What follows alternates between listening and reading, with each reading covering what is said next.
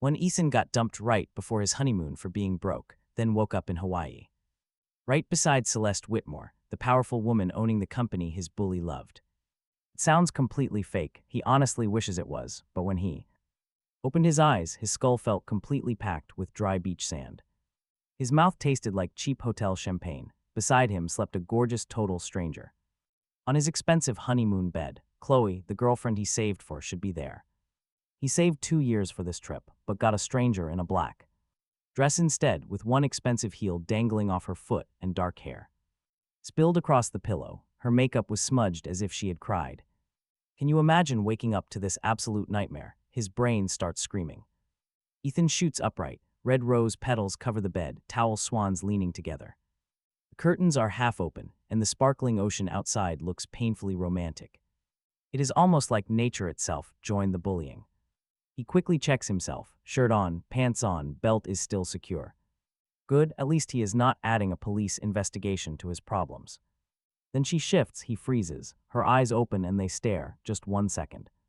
It feels like two complete strangers waking up inside the exact same nightmare. She suddenly grabs the heavy champagne bottle, pointing it right at his face. "Who the hell are you?" she snaps. Her voice is cold, incredibly sharp and rich. Yes, rich has a sound, like someone who never checks menu prices. He quickly raises both hands, telling her he is the idiot who paid for this. She looks around, rose petals, champagne, and a honeymoon breakfast card. Her anger turns into pure disgust as she asks if this is his room. He replies that he just loves waking up in random honeymoon suites. She tries to stand, stumbles, and barely catches the edge of the nightstand. She is hungover too. Misery loves company. Suddenly her purse slips off. A slim black card holder falls completely open on the carpet near him. A card slides near his foot. Celeste Whitmore, founder of Whitmore Global. Whitmore Global, talk about a crazy plot twist. His heart drops straight to the lobby. That is Mason's company, the one his old bully kept bragging about yesterday. While standing right next to Ethan's girlfriend, he looks up from the card. He realizes she is Celeste Whitmore, who quickly snatches the card away. She sharply remarks that he is very good at reading. He stammers back. Her eyes narrow as she replies that she hopes there is not another. The bottle stays raised, absolutely comforting, right? A billionaire boss gripping a glass bottle like a dangerous weapon. He points at the room key on the table, introducing himself as Ethan Carter. This is honeymoon wing 1208. If anyone broke in, it was her. She stares blankly at the key, then at the door, her expression shifting. Anger remains, but fear slips underneath as she whispers a soft no. Celeste presses a hand to her forehead, murmuring her villa is 1208. He looks at his key again. Honeymoon wing, room 1208, same number. It is a different wing, in a resort built like a rich maze. He almost respects the stupidity. Celeste slowly lowers the glass bottle. She admits she thought this was her room, confusing it with his suite. Drunk congratulations to them, two broke idiots, one expensive hotel mattress, her. Jaw tightened. Ethan admitted he had a terrible night. Celeste agreed, hers involving coconut drinks. She gave him a look sharp enough to charge rent, then admitted her boyfriend cheated. That completely shut Ethan up for 2 seconds, but his mouth never saved him from any danger. Instead, he asked if her genius solution was walking into his room. He noticed the door was open, pointing out the cheap suitcase strap wedged near the bottom. It was the ultimate enemy, discount luggage. Celeste followed his gaze and understood everything. A stupid, awkward silence followed. Two deeply betrayed souls. Two highly amateur drunks, one door failing its only job. 12 hours earlier, Ethan stood outside his apartment holding 2 large suitcases, 2 plane tickets, and one tiny velvet ring box burning a physical hole in his jacket pocket. He had planned everything: 5 nights in Hawaii, a gorgeous ocean view honeymoon suite, sunset dinners, and a beach proposal. They were not married, but he booked the honeymoon package to propose on their very first night. He thought it would be romantic. The hotel saw an upgrade. Life, it laughed. Hilarious. Chloe arrived late under a gray sky, wearing dark sunglasses. Clutching her phone as if a better life might message her, she had 0 luggage. Ethan felt his stomach drop before she softly said his name. He absolutely hated that gentle tone people use right after stabbing someone. Still wanting polite credit for holding the knife, she called him a good person, which is the classic funeral music for broke boyfriends. He stared at her empty hands. No luggage. She calmly announced she was not going. Ethan waited for some family emergency, any excuse he could desperately believe. She offered none, simply said she could not pretend love was enough. The clean hit of that line was almost admirable after 2 years of saving 3 years of dating, skipped meals, and brutal weekend shifts. Every plan Ethan made thinking effort mattered was packed neatly into one cruel sentence thrown right in his face, and brace yourselves because it gets worse. Car behind her, Ethan's high school bully, who labeled him Discount Ethan, solely because his shoes were secondhand, the guy who threw Ethan's school backpack into a trash can, claiming he belonged there. Now Mason had a sharp haircut, silver watch, and the smug smile of someone never punched hard. Enough in life, Chloe moved closer. Life did not just slap him.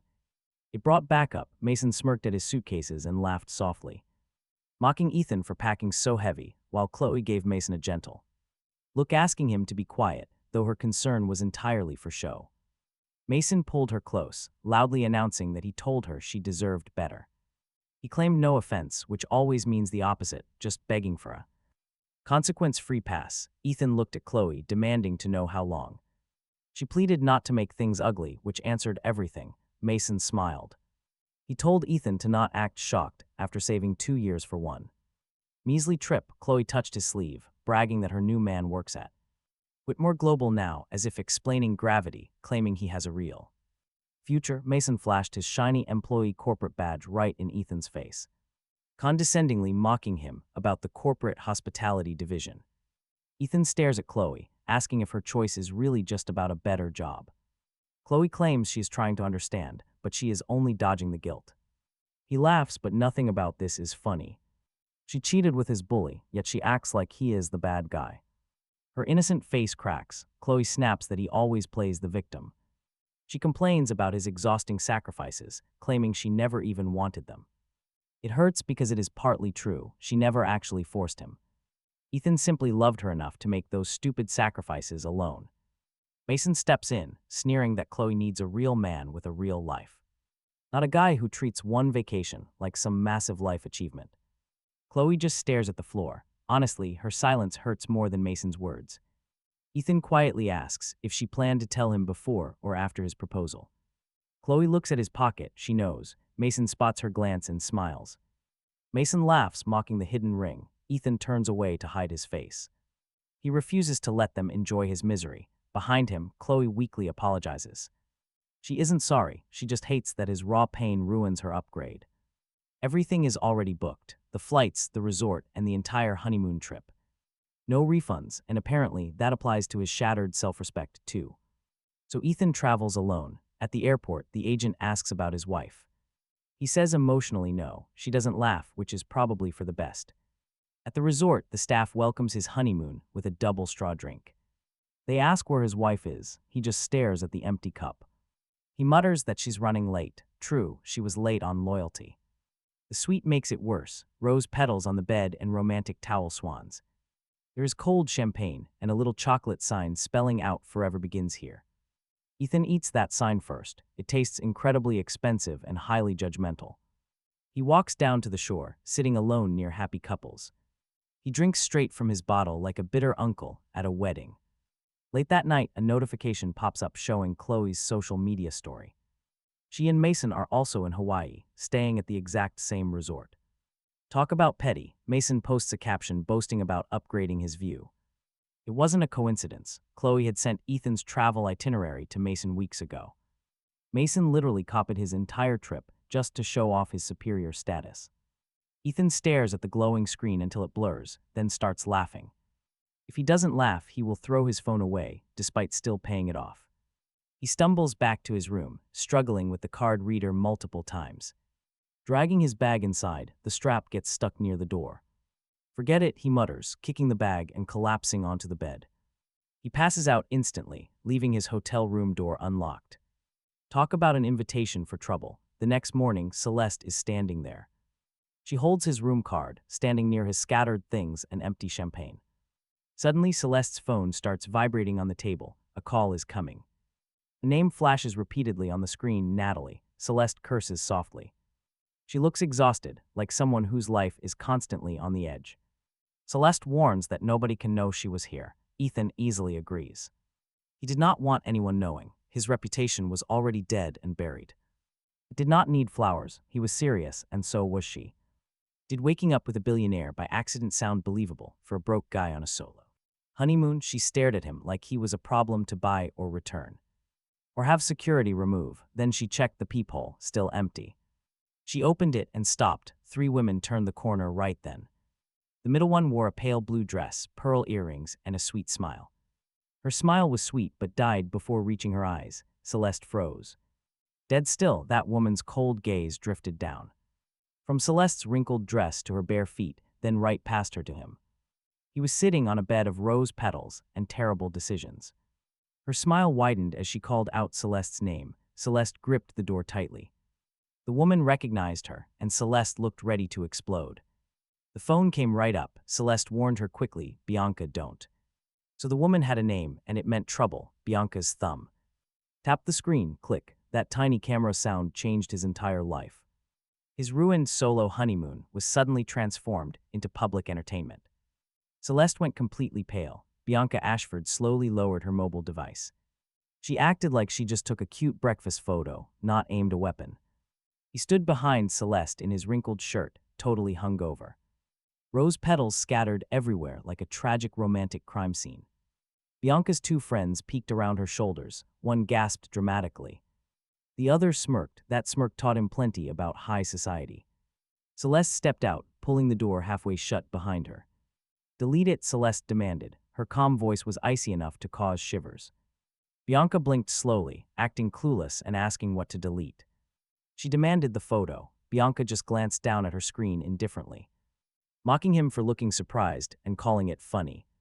Rich girls had a weird sense of humor. His life was the joke. For 12 hours, nobody laughed at the right parts. Celeste stepped closer. She warned her by name. No yelling, just a pure, cold warning label. Bianca peered past her at him, the messy sheets, the petals. She claimed she was not judging, but she absolutely was. Then she lifted the phone again, showing she held the power. She mocked them, stating that she was actually incredibly impressed by this. She mocked him as Celeste's type. Celeste's jaw clenched in pure anger. He could tell she wanted to rip the phone away and toss it deep into the ocean. He completely supported violence right now, but then he noticed the friend. The friend was recording from waist level. Celeste saw it and immediately stepped back. Smart, touching Bianca would start a massive scandal. A billionaire CEO attacks an innocent bystander. Even he understood that danger. And he thought putting hot sauce on instant noodles counted as cooking. Bianca pocketed her phone, wishing them a fake good morning before leaving. She walked away with her friends, slow and relaxed, enjoying every second of the chaos. Celeste watched them disappear down the hall, then she turned back. She steps back in and slams the door for a few minutes. She paces back and forth while he struggles to breathe. That was all Bianca needed. By the time Celeste's phone starts buzzing again, that scandalous photo has already spread everywhere. Celeste finally answers on the 4th ring, the woman on the other end speaks so loudly it echoes clearly across the bed, asking where the hell she is. Celeste closes her eyes, whispering Natalie, but Natalie cuts her off, yelling that she missed 3 calls with New York, 2 messages from the board office, and she just got a photo of Celeste coming right out of a honeymoon suite in her dress from yesterday. The room feels tiny. Celeste quietly asks how many people have seen it. Natalie lets out a cold laugh, sounding like she is deciding who to bury. First, Bianca sent it straight to the Ashford circle.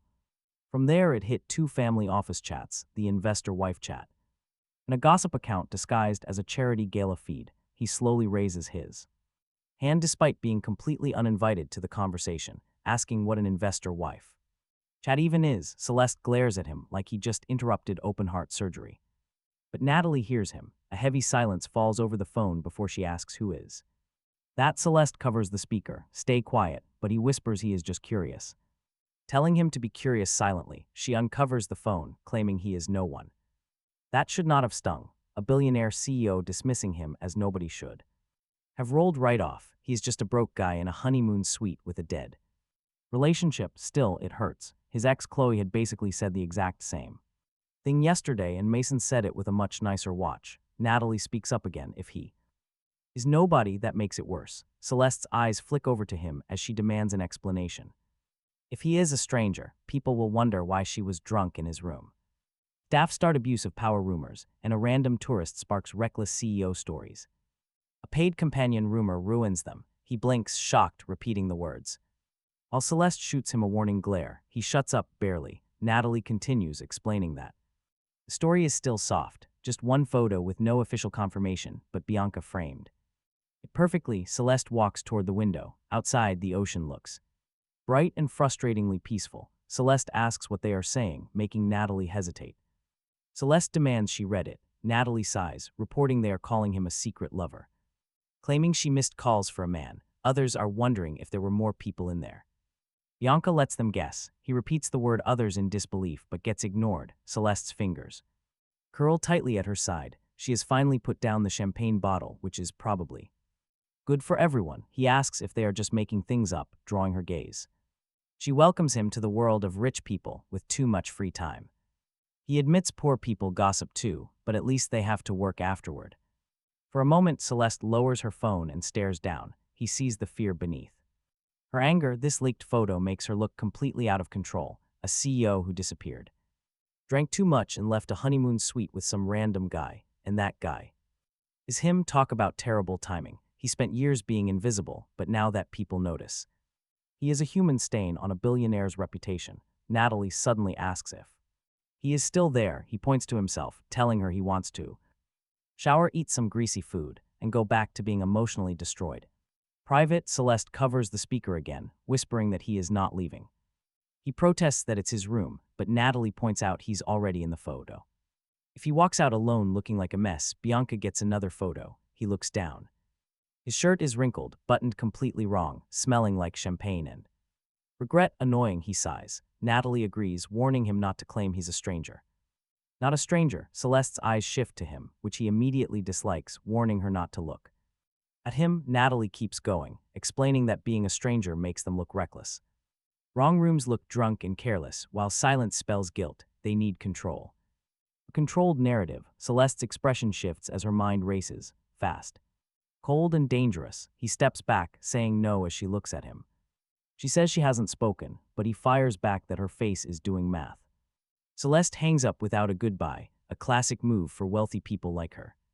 She strides to the mirror, fixing her appearance with absolute disturbing speed. Smudged makeup is gone, her heel found, her hair twisted into something intentional. The CEO rebuilds herself in seconds. If he tried doing the same, he would look like he lost a custody fight with a fan. Dress properly, she commands.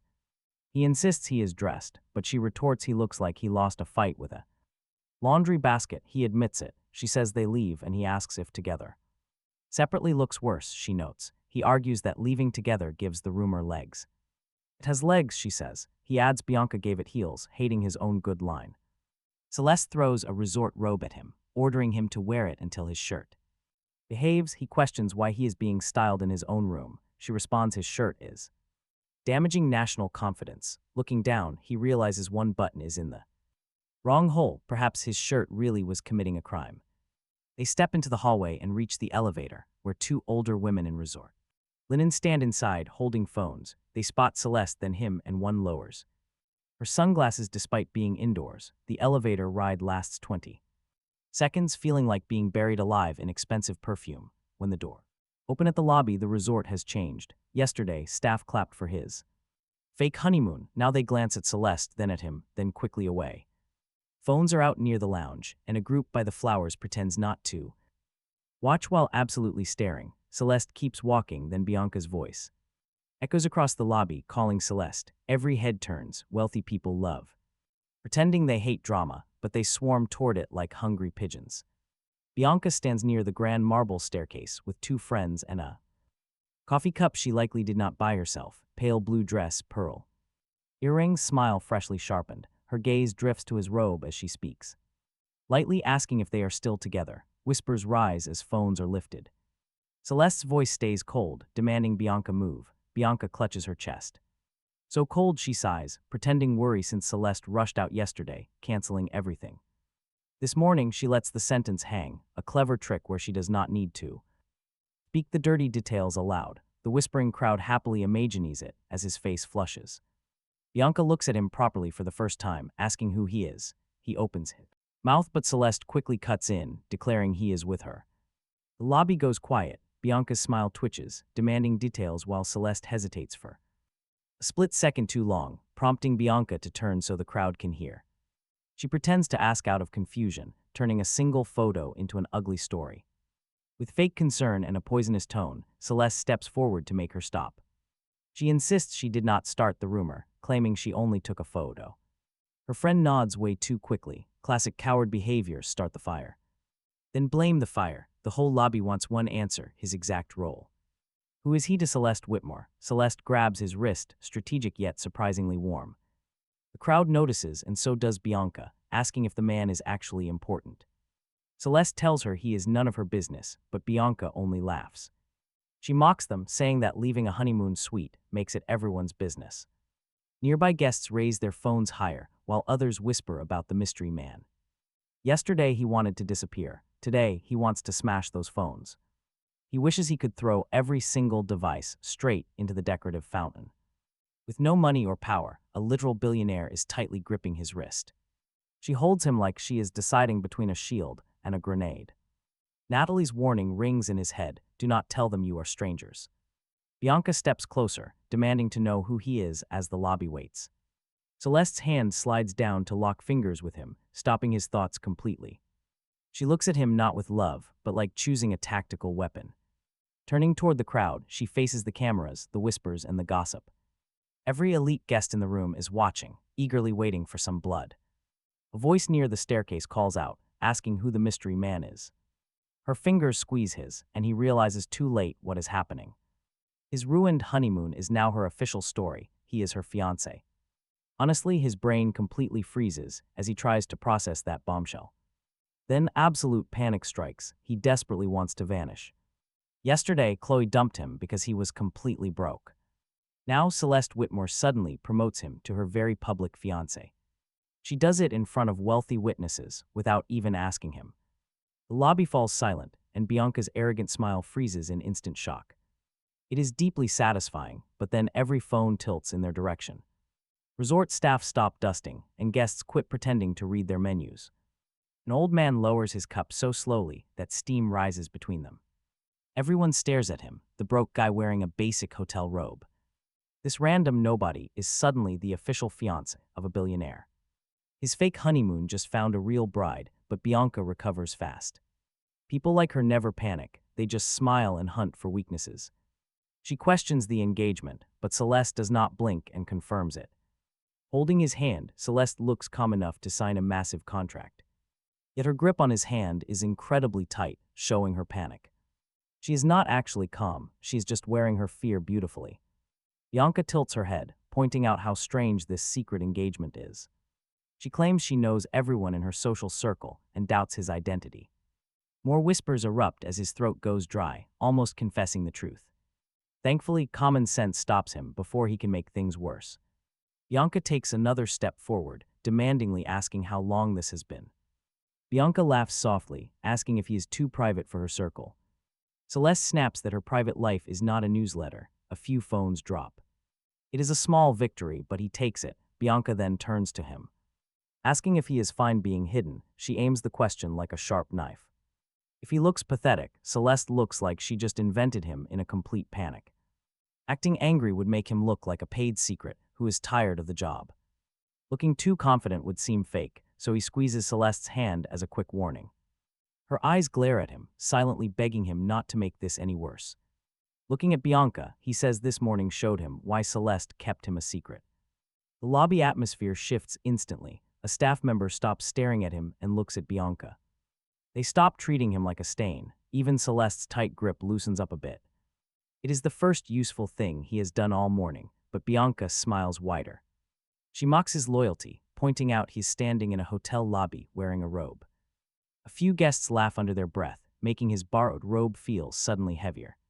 Celeste is about to step in. Honestly, he probably should have let her speak. Instead, he looks down at his robe, faces Bianca, and admits it is a rough morning. Especially when someone takes pictures before people can even get dressed. Instantly, the quiet laughter near the lounge dies. Bianca's friend with the hidden phone suddenly looks down at the floor. He loves these small victories, but Bianca's eyes turn dangerous. She warns him about his tone. Apparently, people even misunderstand a doorway. Recognizing sarcasm is too advanced for this crowd, Celeste's thumb digs into his hand. Feeling the painful warning, he shuts up as Bianca turns back to Celeste. She calls Celeste dramatic, claiming that hiding a fiancé is strategy, not privacy. Celeste replies that the difference depends on who is invading it. Bianca scoffs at their situation, but Celeste snaps back about the secret photo. Celeste accuses her of taking a photo through a doorway to start a scandal. The words hit hard. Bianca's friend backs away while staff exchange looks. The crowd has not completely flipped, but they stop believing Bianca's story blindly.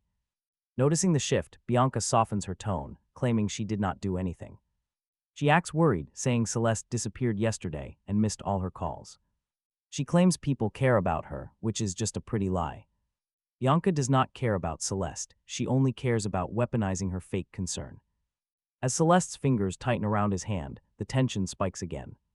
This time he knows exactly what it means. Bianca just hit a real wound. Missed calls directly affect the board, Langford, and their entire leadership issue. He leans in close, whispering that she is absolutely crushing his fingers. She whispers for him to stop shaking, and his denial falls completely flat. For a split second, the whole lobby blurs out around them. He is still just a broke guy in a robe, and she is still a billionaire. A billionaire who just dragged him into her life with a massive public lie. Yet under her icy exterior, Celeste is terrified enough to pretend he is the one shaking.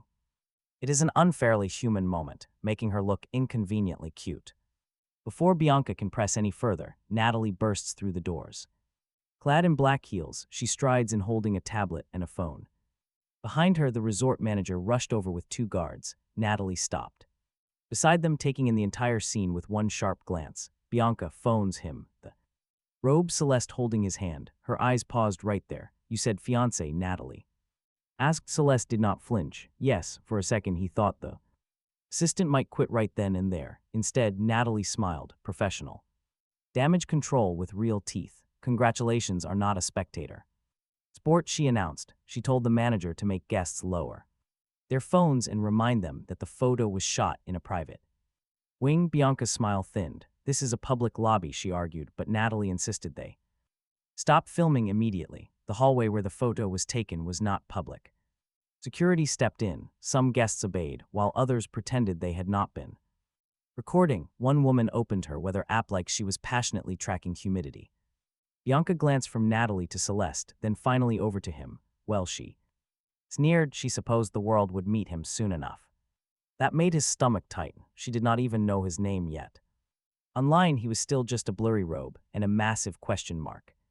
Bianca had decided that mystery was temporary. Natalie stepped in, interrupting them. She told Bianca to enjoy her breakfast. Congratulations, mystery fiancé, Bianca whispered, a soft but brutal public slap. She walked off, her friends looking highly amused. Natalie waited until they cleared out, then hissed through her teeth. We need a private room now, Natalie hissed. They crossed the lobby quickly. The manager guided them through a side door into a quiet, polished office lounge behind the front desk. White orchids, a long table, screens. Everything looked pristine. Natalie locked the door. The click sounded final. She turned on Celeste, demanding to know why she announced an engagement. Celeste argued that she was only told not to call him a stranger. But that did not mean detonating a marriage bomb. Our guy raised his hand. As the bomb, he joked, he would have liked a countdown. Natalie snapped that he was awfully chatty for someone about to be hunted. That actually shut him up for almost 3 full seconds. Absolute progress. Natalie quickly tapped on her tablet. Bianca's photo was already viral, flooded with endless questions about the secret fiancé. His face was still thankfully unclear, hidden behind Celeste's shoulder. The doorway shadow blurred the rest, which should have brought him some relief. But a faceless rumor just let people make up even worse stories. Natalie crossed her arms, muttering that the scandal had evolved. He asked if that was good, but Celeste instantly shut it down. Still, it was better than being ruined before noon. Back, realizing he was now a secret fiancé instead of a hookup. Celeste confirmed it. When he asked if he got a vote, she said no. But Natalie disagreed. Celeste glared, but Natalie did not back down. He has no signed agreement, she warned. If he tells the truth, we are finished. He smirked, glad someone finally remembered he was an actual human being. Celeste stared at him, insisting she was fully aware of that fact. Just minutes ago, he was upgraded from nobody to fiancé without any warning. Talk about massive promotion for a guy in hotel slippers. Natalie looks down, pointing out his footwear. Yeah, he is wearing cheap slippers, but emotionally, those slippers are doing their absolute best. Celeste's mouth twitches tiny and almost invisible, but he catches it. Natalie taps the tablet again. Bianca now has a new question to feed the rumor mill. If he is her fiancé, why has no one heard of him? If he is completely unknown, did she invent him? If she made him up, the original rumor gets way worse. Celeste crosses her arms. Natalie demands absolute, flawless consistency. If people see them act like strangers, the lie collapses. If they overact, it fails even faster. Celeste goes alone. Bianca wins. Tonight, he asks. There's always another trap waiting. Natalie swipes the tablet. Private hospitality. Dinner at Ocean Terrace, 7:30. He recognizes one name, Langford, the man who is just waiting for Celeste to make one major public mistake. Why is a high-ranking board member attending a resort dinner? He asks. Natalie looks briefly impressed, almost like she expected him to lick the tablet, and he surprised her by reading it. Langford is not a board member, but an investor with massive board influence. He was already here for a hospitality summit, and Bianca knows that. Okay, too many rich people terms, but he gets the point. Langford matters, and Bianca wants him watching. Exactly. He turns to Celeste, asking if she seriously expects him to attend a private dinner as her fake fiancé. She does. No, he snaps back, surprisingly sharp. Good, he finally found a spine under that hotel robe. He did not ask for Bianca, he says. He did not ask for her board problems. He did not ask to be labeled a fiancé to rich people who routinely tip with stock options. His entire life was already on fire before she even walked into it. Celeste's face hardens. She must stop them both from burning. With a fake engagement, no, with a controlled story, he keeps bringing up control, even though their story just bit them both in public. That makes her pause. She admits he is right. She forgot to be angry. Really, he asks. Yes, can she repeat that slower? He needs to emotionally process it. She warns him not to push his luck, but his luck already pushed him into this room. Natalie rubs her forehead. They do not have time for their bickering. Celeste steps closer to the table, admitting she cannot force him to help. It is his first comforting sentence all morning, but if he walks away, Bianca will find him. Natalie warns him. His booking, full name, socials, flight, ex-girlfriend, employer, family. Not because she cares about him, but because making him look bad makes Ms. Whitmore look even worse. He stares at the blurry photo of himself, a face waiting to be found. He hates that she is right. Mostly his best option is pretending to be engaged to a woman who threatened him with a champagne bottle just an hour ago. Honestly, his love life has gotten completely wild. What exactly do they want from him, he asks. Celeste does not answer with CEO speed this time. Just one dinner tonight. Just stand beside her, answer simple questions. Do not volunteer details. Absolutely no jokes either. That last rule feels quite targeted. Natalie mentions recent evidence. They will give him a clean story. They met privately months ago and kept it quiet due to work and privacy. They came to Hawaii separately, and the wrong room incident gave Bianca the worst possible. He grips the edge of the chair, refusing to back down. They both turn to look at him. Do not turn that room into some cute engagement story, he warns. It was painfully real. Embarrassing but real. He bought that ring for Chloe and booked that room for her. He truly believed he was proposing to someone who loved him, not providing PR props. The room falls completely still. There is not a single hint of laughter in his voice. He has no humor left. Celeste watches him quietly before promising not to use that part. She promises not to use it without permission. It is surprisingly gentle. Unsure how to handle kindness from her, he quickly looks away like an idiot. Good, Natalie clears her throat, instantly adjusting their strategy. They will keep things private. Celeste sits right across from him, not at the head. That small choice shifts the dynamic of the entire room more than he expected. She offers to pay him for his time, his risks, and any future damage. Hearing that makes his shoulders tighten. Money, the one thing his ex always weaponized. The wealth mason flaunted like a personality. I am broke, the young man tells her. And he is not for rent. Celeste goes quiet, admitting she misspoke. He just stares. If she apologizes next, he might start looking for hidden cameras. She clarifies that she meant protection, covering expenses, legal help, and privacy. Especially if Bianca targets him, it is less insulting, but still highly uncomfortable. Natalie advises him to get professional representation if this goes past tonight. A lawyer, the poor guy can barely represent himself in a breakfast line. Celeste promises to hire him one, but to him, it sounds like another transaction. She denies it, but her expression tells a very different, complicated story. She quietly mutters that her face has had a very difficult morning. Natalie stares hard at her tablet. This dry, tired side of Celeste is surprisingly endearing. Celeste instantly looks annoyed with herself. That is a dangerous detail to notice. Natalie quickly steers them back, calling for rules. He announces he has some too. That surprises them both. Good, he is done being treated like an object in the room. First, they must never use his painful breakup as a cute backstory. Celeste nods, agreed. Second, no one can ever say he was paid to be here.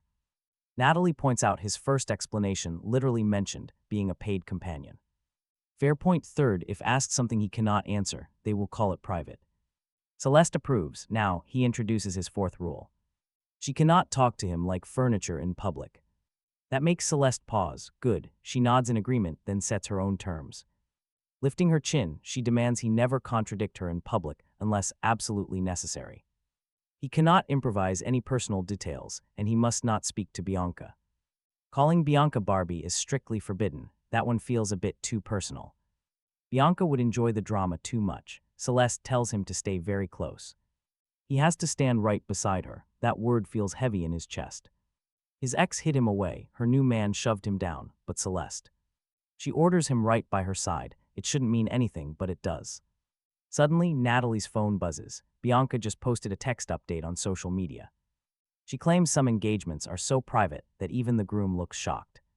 Comments are piling up fast, with everyone calling it a cover story. They want to know his last name. Celeste stands, but Natalie speaks first.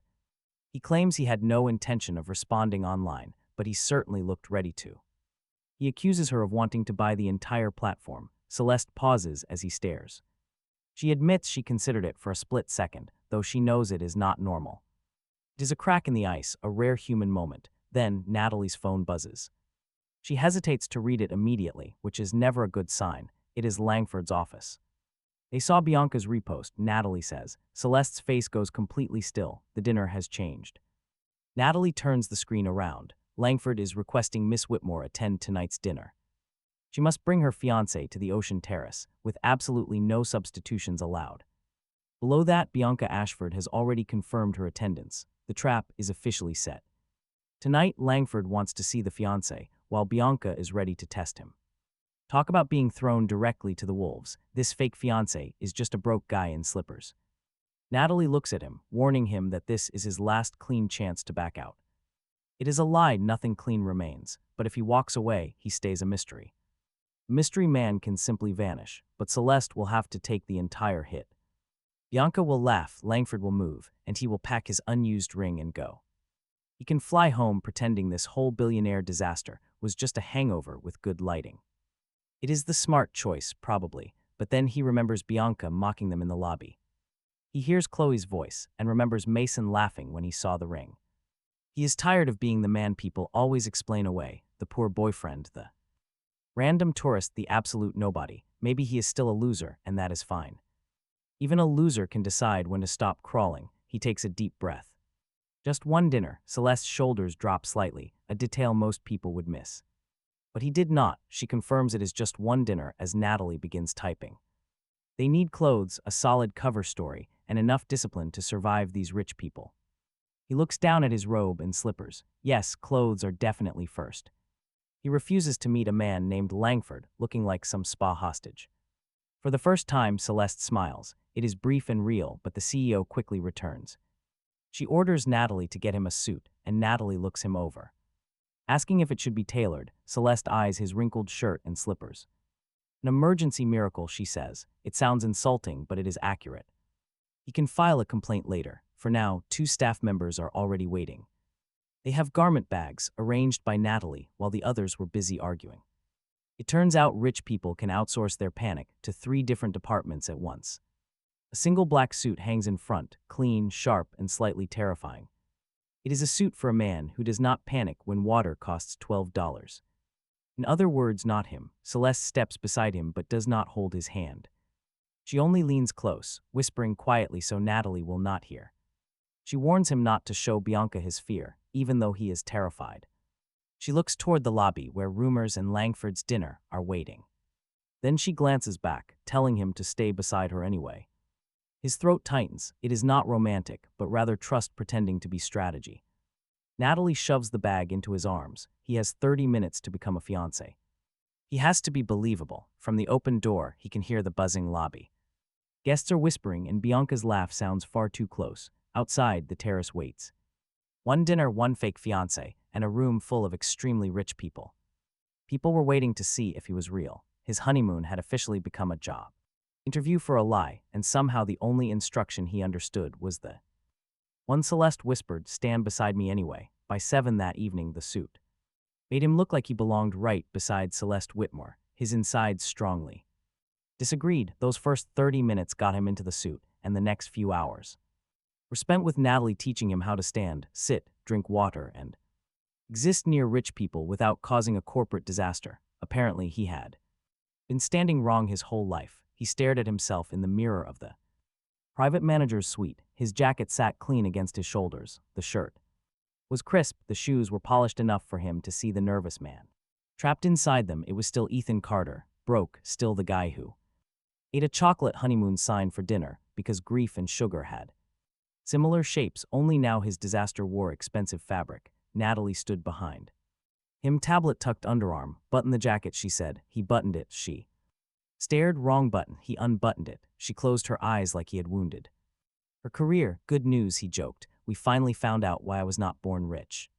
"You were not born rich because God occasionally shows restraint," she replied. Comforting, she fixed the jacket herself. "Tonight is not a date, it is a test." He thought it was dinner. "Rich people do not eat at dinners like this," she explained. "They evaluate, threaten, flatter, and pretend salad is a personality." That sounded fake. Then he remembered every rich person he had met since sunrise and decided Natalie might be underselling it. Celeste stood near the window in a white evening suit, hair pinned back, makeup clean, CEO mask fully repaired. Had he not seen her barefoot and furious in his honeymoon suite, he would have believed the image, but he had seen the crack. Annoying thing about seeing someone as human, they stop being just a problem. With expensive earrings, Celeste turned. Her eyes landed on him. She paused for half a second. His brain noticed and became useless. "What?" he asked. "Nothing," she said. "You paused. I was checking the fit with your face." Natalie made a small sound like her soul wanted to transfer. Celeste walked closer and adjusted his cufflink. He froze. Talk about progress honestly. This morning he froze because she had a champagne bottle. Now he froze because her fingers brushed his wrist. His body had decided betrayal, scandal, and fake engagement were manageable, but a beautiful woman fixing his sleeve was a national emergency. "You clean up better than expected," she said, from Celeste. That sounded like a performance review for a rescued chair. Still, his ears warmed. "Thank you, I also showered," he muttered. "Big day." Her mouth twitched. Natalie looked at the ceiling for help. Celeste stepped back. "The suit works. You stay beside me tonight. If you drift behind me, people will notice. If you wander ahead, I will simply assume you completely lost your mind. You make romance sound like traffic control, not romance. Hostage employment." Natalie tapped her tablet. "Discipline, Mr. Carter. I knew I forgot something." Celeste's eyes sharpened. "Ethan, just his name, no title, no insults." Somehow that worked better than yelling. Natalie lifted the tablet. "Simple answers. If Bianca asks how you met, private. If Langford asks how long. This relationship has been serious, lasting long enough to matter. If anyone asks why no one knew. Celeste protects what matters." It sounds like a perfume ad, but it is still better than whatever he was going to say. "Fair enough." Celeste picks up a black clutch, warning him that Bianca will try to make him feel cheap. That hit clean. No corporate polish, just raw truth. Ethan looks away, muttering she won't have to work hard. Celeste's expression shifts, telling him not to help her. He looks back as she says, "He is not here because he is cheap, but because she made a public decision and he chose not to ruin her." A generous way to say he panicked and agreed to dinner. Both can be true. He hates that, not because it is wrong, but because it is nice, the kind of comfort that hits him right where it hurts.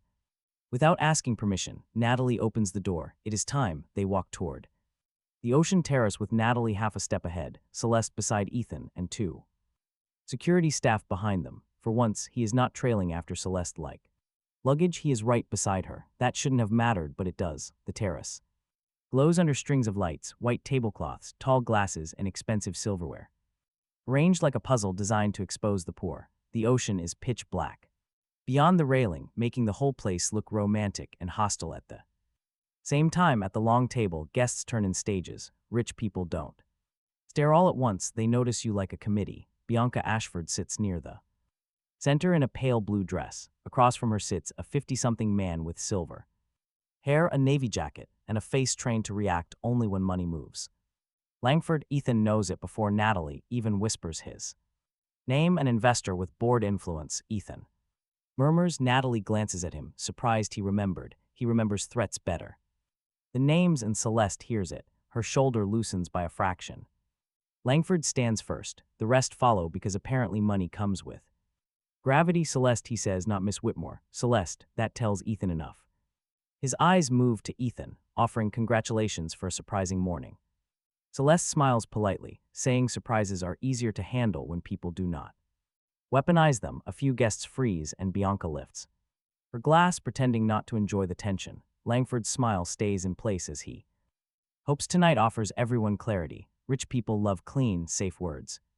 For trouble, Celeste slides her hand through Ethan's arm, a very deliberate move. The table notices, and Ethan's nervous system notices even harder. Langford looks at him, saying he must be the man everyone is asking about. Ethan opens his mouth, but Celeste's fingers press his sleeve, a reminder, not a warning. He takes a breath, introducing himself as just Ethan for the night. Langford's eyes sharpen. He wanted a last name, talk about a tiny win. Bianca sets her glass down, mocking the modest, nameless fiancé. Celeste, she says, you really do collect mysteries. Ethan looks at her, pointing out there is only one mystery today. Who takes photos through private doorways before breakfast? The table goes quiet. Several guests stare at Bianca instead of Ethan. Her fingers touch the stem of her glass too fast. Langford gestures toward the table, asking if they should sit before dinner becomes a courtroom. They sit near the end. 3 glasses wait in front of Ethan, feeling almost aggressive. A waiter fills them as he reached for the glass on his left. Celeste leaned in closer. That is not yours. He froze with the glass halfway up, completely confused. She whispered that his was on the right. He put it down carefully. Bianca noticed, sweetly asking if this was their first formal dinner. He looked at the glasses. With this many cups, absolutely, he joked. Some guests laughed. They laughed with him, not at him, a dangerous feeling. Langford watched him silently. Langford noted he was not used to this circle. He easily could have lied. He could have pretended he grew up around luxury dinners and forks with specific jobs. That lie would have lasted 8 seconds before he buttered the wrong inheritance. No, he admitted openly, but he is learning quickly. Bianca leaned forward. Learning for love, she asked, her tone making love sound like a paid internship. No, he corrected, when everyone is staring, it helps to know which glass not to steal. More laughter broke out. Bianca's smile thinned as Langford leaned back in his chair. At least he is honest, Celeste noted. He usually is, which made him look at her. She said it like she knew him, like this was not their first day pretending. The first course arrived, a tiny salad with a leaf, 2 berries, and some garnish. He stared, wondering if this was food. Celeste bumped his knee under the table. Beautiful food, he corrected quickly. Do not fight the salad, she whispered to him. It started it, she joked, her mouth twitching. Bianca watched the exchange closely. Her eyes narrowed, expecting something polished, but they had a different issue. They were exhausted, deeply irritated, and trapped together. Apparently that looked like chemistry, if the lighting was expensive enough. Langford asked how he and Celeste met, drawing every eye in his direction. He prepared to use Natalie's short, scripted answer, but Bianca smiled mockingly. She looked like she was waiting for a script. Annoyance pushed him to take a risk. They met unexpectedly, he told them, and she corrected him immediately. Within the first minute, he said, making Langford ask what about. Several things, mostly that she is not easily understood from headlines and a distance. The table fell quiet. Celeste looked down for a brief second before drinking some water. Langford quietly considered him, calling it an interesting answer. He admitted it was the safest version, but Bianca quickly cut in. She asked about their first trip, and his mouth moved faster than his brain. Technically this one, he blurted, right before Celeste stomped hard on his foot. Privately he corrected, as a wealthy guest covered her mouth. Langford looked amused, while Bianca smiled, knowing she had caught his slip. It was a mistake, proof of his lies, so she pressed further about their engagement. Celeste claimed it had been long enough, but Bianca scoffed that it was no date. It was not meant to be, Celeste replied, leaving Bianca to point out the missing ring. She argued it sounded less like privacy and more like a rushed, made-up story. Talk about an awkward dinner. Several guests stopped eating as Langford watched. Heat crawled up his neck. The real ring was upstairs, hidden in his bag. It sat in luggage, meant for a woman who chose Mason Reed instead. Celeste reached out under the table. She could have demanded that ring. But she had not, and that silence hit him harder than any question. Not every commitment is meant for the public, Celeste stated coldly.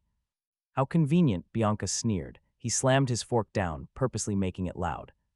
He scoffs at her, claiming a sneaky doorway photo was some noble public service. Bianca softens instantly, understanding Ethan's defensiveness. She argues people ask because Celeste matters, and if the engagement is real. Curiosity is only natural, but if not, she is asking everyone to trust a lie. The words hit hard because this entire engagement actually is a lie. Not Bianca's trashy version, but their entire performance. Suddenly, Langford speaks. If Ethan is real, this is private, but if he was invented this morning, this is panic. No fancy phrases, just a direct accusation. Ethan glances from Langford to Bianca. He spots Celeste's hand near his. A smarter man would have stayed dead quiet. But Ethan is a different breed of idiot. He asks to speak. Langford nods. Ethan asks if they always talk about people like investment risks. Or is that just tonight's theme? Nobody laughs. A great start. Ethan keeps going. He acknowledges Celeste is important, and they want to know if she panicked. They want to see if he is real, or if Bianca fabricated something dirty.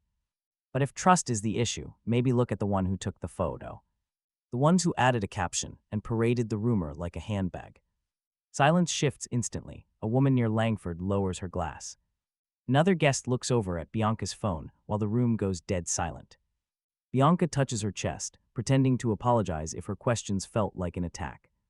A perfect voice and flawless face, but absolute poison wrapped in an apology. Ethan just smiles, joking that he thought raw emotions were allowed before dessert. A nearby woman laughs out loud and quickly covers her mouth.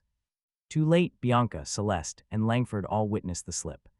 He almost checks under the table to see if a competent soul took over.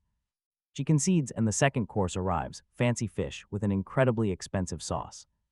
Bianca waits for everyone to relax before launching her next move.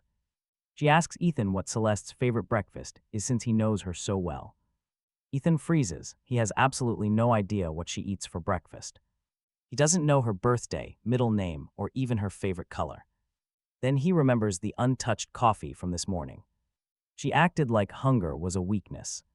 He admits he doesn't know her favorite breakfast, making Bianca's smile brighten. But he adds that she doesn't eat when stressed and lets her coffee go cold. She pretends she meant to do that, acting like blood sugar levels are beneath her. Even terrifying chief executives need food. Celeste turns slowly toward him. He realizes he just accused a powerful billionaire of being hungry in front of investors. The terrace holds its collective breath. Suddenly, the diamond bracelet woman speaks up. She remarks that it sounds exactly like Celeste. Another investor nods in agreement. Celeste stares at Ethan, then calmly takes a single bite of her fish. She calls him annoying, but admits he is also entirely correct. A win indeed. Her tight grip is the first real crack. Bianca's hand tightens around her napkin, the first real crack in her composure. Later, Bianca tries a brand new angle, telling Ethan that she deeply admires him. She points out that most men would feel incredibly awkward in this room. Having no background or connection to Celeste's world, he seems remarkably brave. Or very flexible. That is the public petting before the slap, I only mean. Love is powerful. Opportunity can be powerful too. Sometimes people confuse them. Especially when the woman involved is wealthy enough. The words hit exactly where she wanted. Chloe's voice chimes in, pretend love. Is enough, Mason laughs, boasting my quarterly bonus could pay for this trip. Twice, Celeste shifts, ready to step in, but Ethan did not want rescue from that sentence. He wanted to survive it himself, looking at Bianca. I am broke, he says. The table freezes. Bianca looks pleased. She thinks he admitted the part she wanted, so he continues, I am broke. I still do not know which bread plate is mine, and I am pretty sure the salad was decorative, but I am not for sale. No one moves. I did not come here looking for a rich woman to stand behind, and I am not beside Celeste because someone waved money at me. Bianca's smile falters. You keep trying to make me sound cheap because it makes your photo look cleaner, he says, but I am not the one who turned someone's private disaster into dinner entertainment. That landed. It makes Bianca's friend glance at her, and Langford stops pretending. This is only business. Bianca laughs too late, saying you are defensive for someone with nothing to hide. Celeste answers before he can, saying he has been insulted for half an hour by people who know nothing about him. Defensive is generous. That is the first time she defends him without needing to, not the fake fiancé. But him, Ethan, he looks at her, but she does not look back. Her eyes stay on Bianca. Cold, sharp, and loyal in a way that feels like strategy until it does not. Langford folds his hands, saying, Miss Ashford, your concern has been thoroughly expressed. Bianca lowers her eyes, whispering, of course, I only want what is best for Celeste. Celeste replies, how exhausting for you, making a server nearly drop a spoon. Ethan looks down at his plate before he can smile like an idiot. The dinner balance shifts. Bianca is still dangerous, and Langford is still watching. Ethan's name remains one search away from public entertainment, but he has not collapsed. That alone feels illegal. Then Langford changes targets. Some investors are asking whether this morning affected your judgment, he says. To Celeste, the table cools. If this becomes a lie, he adds quietly, I will not be the only one asking questions tomorrow. Bianca's eyes brighten. Celeste's face stays calm, too calm. Ethan leans back. If this is her distracted, he would hate to see everyone else focused. A few heads turn. He watches her handle a stolen photo, a rumor, a lobby full of phones, a fake engagement she absolutely did not plan well enough, and this dinner. He has been awake for less than a day of it, already needing a chair. Emotionally, the diamond bracelet woman laughs again as Langford looks at Celeste. She did not plan well enough. Celeste looks at him. Danger, so much danger. I am saying she adapts fast, he says. She keeps staring, and she should eat more. That comes out before he can stop it. The table laughs. Even Natalie looks down at her tablet for 1 second. Celeste's glare could curdle stone. Under it, that almost smile appears again. Langford notices, not trust, but interest, maybe respect. With rich people, wins usually come with future invoices. Bianca's smile returns colder. Her gaze moves past him toward near the terrace doors. 2 staff members stood whispering. One was holding a phone. Natalie noticed. The corporate hospitality liaison was arriving, she murmured, explaining that Langford requested extra support. Instantly, Celeste's eyes narrowed. She never approved that. Langford's office went through the coordinator. Bianca slowly sipped her wine. Did she cause this? Maybe she did. Or maybe she just smiled. Honestly, he trusted Bianca about as much as airport sushi. Just then, the terrace doors swung open. A confident, familiar laugh came through first, locking his shoulders instantly. Before his brain even processed it, a staff member stepped aside for a man wearing a Whitmore Global badge. He had a clean haircut, silver watch, and a smug, overly confident smile. Mason Reed. Then Chloe stepped in beside him, her hand hooked around his arm. Though Natalie's face made it obvious she had no business being there. She wore a stunning cream dress he had never seen before, likely bought for this vacation. Her smile stayed bright until her eyes found his. Then it died. Chloe looked at Celeste sitting right beside him. Something sharp crossed Chloe's face before her sweet look quickly returned. Fast, but he saw it. She never expected him to look wanted. Mason still laughed into his phone. Then his gaze scanned the table, past Langford, past Bianca, past Celeste, straight to him. He sat in a sleek suit, costing more than his plane ticket. Mason stopped cold, his mouth opening. Old habits. He wanted to laugh. Then he saw Celeste. The laugh died instantly. His gaze dropped right to the Whitmore Global company badge on his chest. For the first time since knowing Mason, the man actually checked the room first. Suddenly, the entire terrace went dead silent, quiet enough to hear the waves below. Celeste followed his stare and asked if he knew him. He stared at the man who stole his girlfriend, copied his honeymoon, and worked for Celeste. Mason went pale and Chloe let go. For once, Mason had nothing to say. Yes, he confirmed, that is Mason. Just yesterday, Mason laughed at his proposal ring. Tonight, he stood in front of Celeste and remembered just how fragile his employment could be. Silence stretched. Mason's smug smile died halfway across his face. His phone was still pressed to his ear, but whoever was on the other end seemed worlds away. Mason looked at him first out of pure habit, trying to dismiss him. Then his eyes shifted to Celeste sitting nearby. Talk about a reality check. His gaze dropped to the company badge dangling against his chest. For once, Mason actually did the math before speaking. He wanted to enjoy the moment. He really did. A better man would have leaned back and let silence do the punishing, but his stomach was knotted. Breathing felt incredibly heavy. Mason was not just his bully. He was the man Chloe chose instead. While his own proposal ring was still in his pocket, now Chloe stood behind him, staring like he was a complete stranger she could not read. Celeste's quiet voice broke the heavy silence. He confirmed that was Mason. Mason swallowed hard as Bianca smirked. Bianca saw it too, her eyes instantly brightening like she had been handed a weapon. A ribbon on it, Mason quickly lowered his phone to greet Miss Whitmore. His corporate mode kicked in so fast, it was almost respectable. He apologized for the interruption, claiming he had no idea she was attending. Tonight, Celeste looked at him and said clearly, a single chilling word. His shoulders straightened instantly. Chloe's eyes flicked from Celeste to Ethan. She knew Mason worked at Whitmore Global, having heard him brag about it.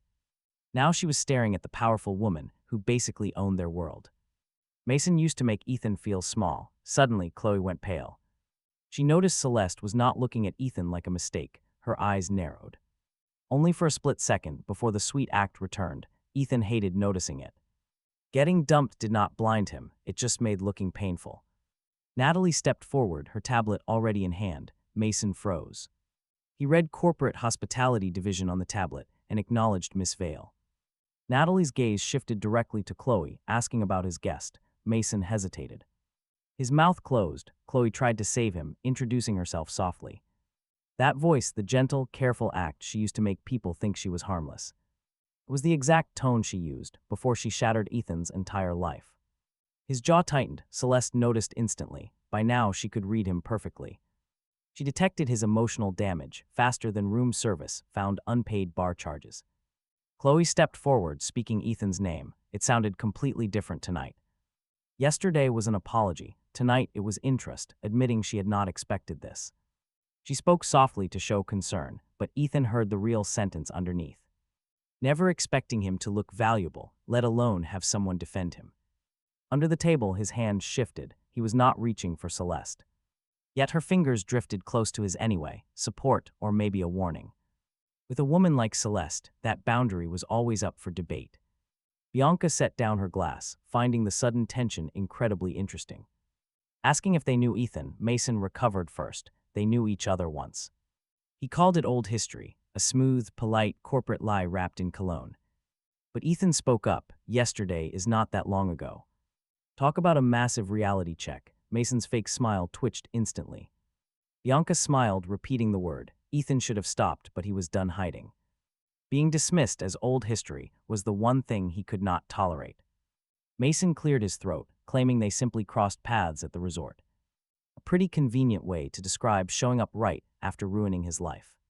Mason's eyes sharpened instantly as Chloe softly whispered Ethan's name. That voice used to make him apologize, even when she held the knife. This time he did not look away. Mason's thin smile only tightened. He called Ethan confused, this from his old bully. The guy who stole his girl, threw his bag in the trash, laughed at his engagement ring, and now wanted to talk about confusion.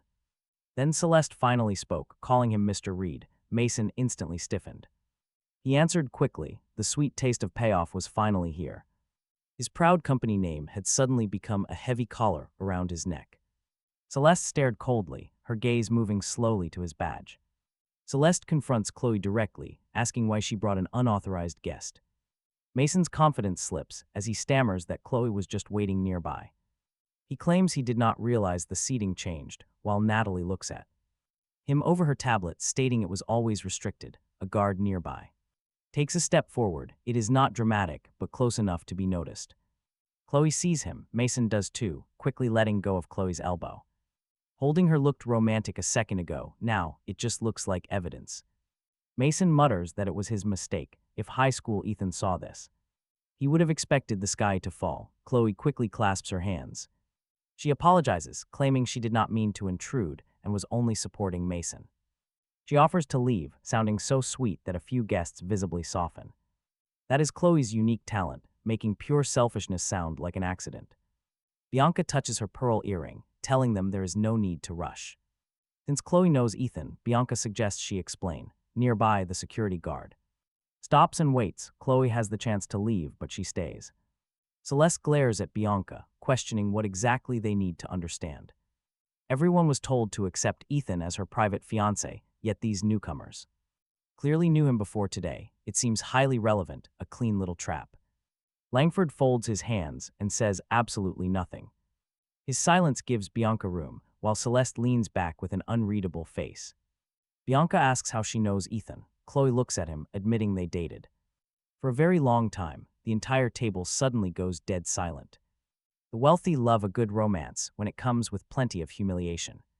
Celeste's voice cuts through, asking when it ended. Chloe hesitates, but Mason speaks up, saying recently, a bad answer, and Celeste quickly shuts him down. Mason instantly shuts his mouth, giving Ethan some minor teenage payback. Chloe twists her fingers, whispering yesterday. The terrace atmosphere shifts, no loud gasps, but everyone looks from Ethan to Celeste and Mason. The fake engagement has just collided with his real heartbreak. Right in front of everyone, Bianca's gentle expression remains unchanged. Ethan laughs quietly. Painful is one way to put it. Chloe's eyes glisten with tears. She was always good at crying, not fake exactly. That is the dangerous part. She can feel sorry for herself while hurting him.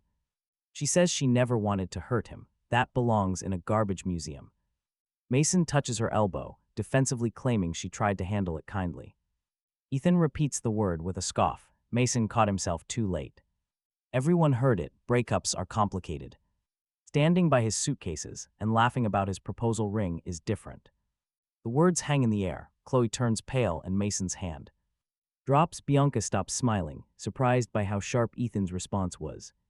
Langford looks at Mason. A proposal ring, a dangerous door has opened. Celeste briefly touches his hand, reminding him he does not have to bleed. He does not need to bleed on command. The ring remains upstairs. They do not need it yet. Ethan tells them to forget it, but Bianca leans in, saying nobody wants to forget a detail like that. Celeste glares. Enough of this. Bianca smiled, claiming she only wanted to understand the timeline. Ethan was dating Chloe yesterday, and today he is Celeste's fiancé. People have questions. Celeste pointed out that Bianca seemed to enjoy those questions. Chloe looked between them.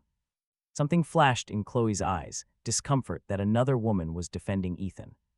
Then her voice softened again, telling Ethan that she was not trying to embarrass him. For 3 years, Ethan had wanted to believe lines like that. He looked right at her. He reminded her she brought Mason to his apartment yesterday. She froze. She stood there while Mason laughed, only quietly telling him not to be cruel afterward. A direct hit, small but very real. Mason's face hardened immediately. A quiet threat. The arrogant old Mason was slipping out. Then he remembered where he was, awkwardly addressing Ethan as Mr. Carter. Total awkwardness. A guest coughed and Celeste stared at Mason's badge. She asked if he normally threatened guests, coldly telling him to change his tone. Mason submitted instantly. Bianca watched the room adjust to the sudden shift. Mason could not attack Ethan directly, but Chloe could strike with soft words. Bianca planned to use both. She turned to Chloe, mentioning how shocking this must be. To have her ex-boyfriend show up as Celeste's secret fiancé right after their breakup. Chloe's expression trembled. She admitted she was shocked but also deeply worried. Reframing her control as worry looked like kindness, Bianca asked what she meant. Chloe claimed Ethan was deeply hurt yesterday, hiding his pain behind constant jokes. She explained that he planned a future around her and always gave everything to love. She finished by saying she just did not want anyone taking advantage of him. The table absorbed her words. You can feel the cold chill hitting Ethan right now. Pure manipulation. She painted Celeste as a ruthless predator exploiting him. And Ethan, just a fragile victim used by a wealthy woman. It was pure soft poison. Several guests looked convinced. Ethan's mouth went dry. He hated Chloe for saying it, but hated his own lingering feelings even more.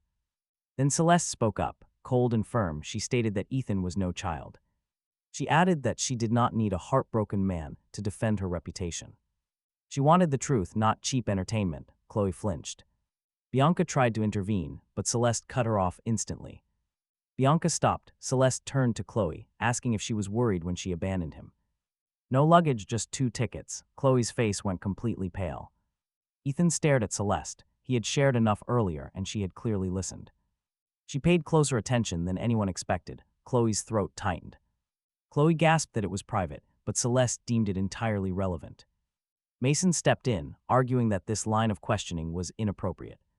Celeste countered that bringing an unauthorized guest to interrogate her fiancé was worse. Calling him her fiancé came so easily now, Ethan's heart skipped a beat. Langford finally spoke up, questioning Mason's role as their hospitality liaison. He demanded to know exactly why Chloe was even present. Mason looked between them, his borrowed confidence evaporating instantly. He mumbled she was with him. Natalie lifted an eyebrow. That was no authorization. As a security guard stepped forward, Chloe had to leave. Game over. Mason quietly stepped away from her. Not enough to abandon her, but enough to look like an employee again. It hurt. Chloe more than he ever intended. Bianca offered her a lifeline, telling Chloe to stay. If Ethan was part of tonight's concern, then Chloe's perspective surely mattered. Celeste pointed out how convenient that perspective was for her. Bianca only smiled. Bianca noted Ethan was just as convenient for Celeste, a clean hit with no easy response. Their fake engagement survived Bianca's first test only because Ethan looked human enough to be believable, but Chloe and Mason made his humanity dangerous. Mason saw his opening and struck. He politely told Miss Whitmore he did not want to overstep, which meant he absolutely did. He claimed they had history, and it would be irresponsible to say nothing. Ethan's hands curled under the table, classic Mason, hiding behind professional language. Celeste watched him closely, demanding to know what he was actually implying. Mason glanced at Chloe, then at Ethan, hinting that Ethan might not be who she thought. The terrace grew incredibly tense. Chloe lowered her gaze, acting sad this had to happen. Bianca slowly lifted her glass but did not drink. Yesterday, Mason had laughed at him. He laughed because he thought Ethan had no power, but tonight, Mason was standing right there. He stood before Ethan's fake fiancé, his ex, his boss, an investor, and Bianca. A whole table of rich witnesses, trying to repackage blatant bullying as a helpful warning. Celeste remained still. Mason looked at Chloe, who turned away as his badge swung once. It tapped against his chest. Now, Mason had to choose between lying or risking his job. He risked the job he wore like a crown. Celeste quietly stared at his badge. Then his face. Then explain, she demanded. Mason swallowed as Celeste's voice dropped colder. Speak as my employee. Mason Reed had spent years making Ethan feel absolutely small. Talk about satisfying. All it took to shrink him down were those 3 words. Mason stood near the doors, clutching his Whitmore Global badge tightly to his chest. His phone went dead. Chloe stood close enough to benefit, yet far enough to deny everything. Celeste simply waited. She did not raise her voice, nor did she repeat herself. Heavy silence filled the air, like a tense boardroom meeting he was already late to. Mason cleared his throat, stammering that he only meant Mr. Carter was struggling emotionally. Yesterday, Ethan was just some discount nobody to him. Today, things changed. Tonight, fear had upgraded him, an emotional situation, Celeste repeated coldly. Yes, a personal one, Mason muttered. Ethan wanted to tell him to stop lying. But the room seemed completely ready to turn any single mistake against him. Though he kept his mouth shut, it felt painful yet necessary. Mason took the silence. He took it as permission, explaining that Ethan and Chloe ended their long relationship yesterday. He claimed that naturally created confusion and impulsive reactions. Impulsive reactions. Mason literally walked into a private dinner with Ethan's ex on his arm. After stealing her, yet somehow Ethan was the impulsive one. Are you suggesting, Celeste started. That Ethan is using me, Celeste asked. Mason insisted he would not use that word. You were building toward it. Mason glanced at Langford and Bianca. He turned back to Celeste, claiming hurt people sometimes attach themselves to anything. That makes them feel less humiliated. Hurt, humiliated, attached, 3 cold words. Words that made Ethan sound like a wet dog brought inside. Chloe lowered her gaze. She timed it perfectly. Celeste's fingers rested close to his under the table. A choice waiting right beside his hand. Ethan stared at Mason. You are very.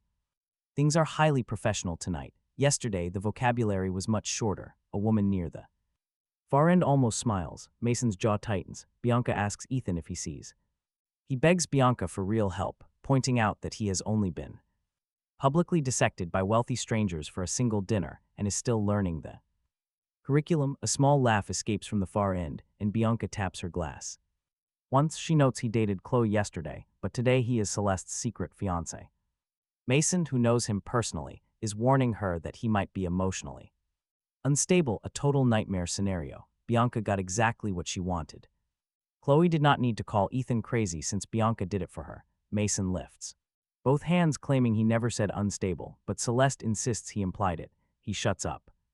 Chloe steps forward, begging everyone not to turn this situation into an attack on Ethan. For a split second, some foolish part of him hears actual concern. But then he watches her scan the room before looking at him. Completely cured, she says Ethan is a good person, sounding like a funeral. He reminds her she said that yesterday. She insists she meant it, but Ethan counters that she only used it. The table goes silent.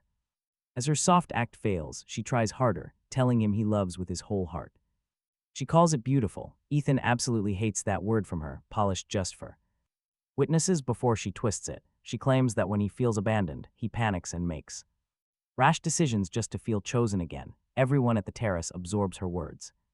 If Ethan gets angry, she wins. If he stays quiet, she still sounds right. If he defends himself too aggressively, he merely looks like the pathetic, abandoned man she described. Celeste turns to Chloe, pointing out she speaks about him like he is not even sitting there. Chloe stammers that she is trying to protect him, but Celeste demands to know from whom. Celeste continues, highlighting that Chloe crashed a private dinner with the man who laughed at his proposal.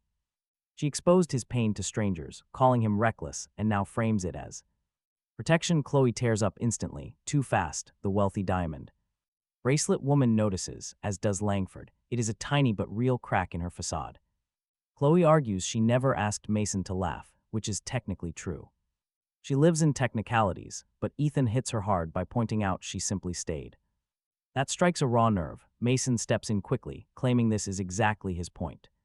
He says Ethan is hurt, but is turning a tough breakup into a public accusation.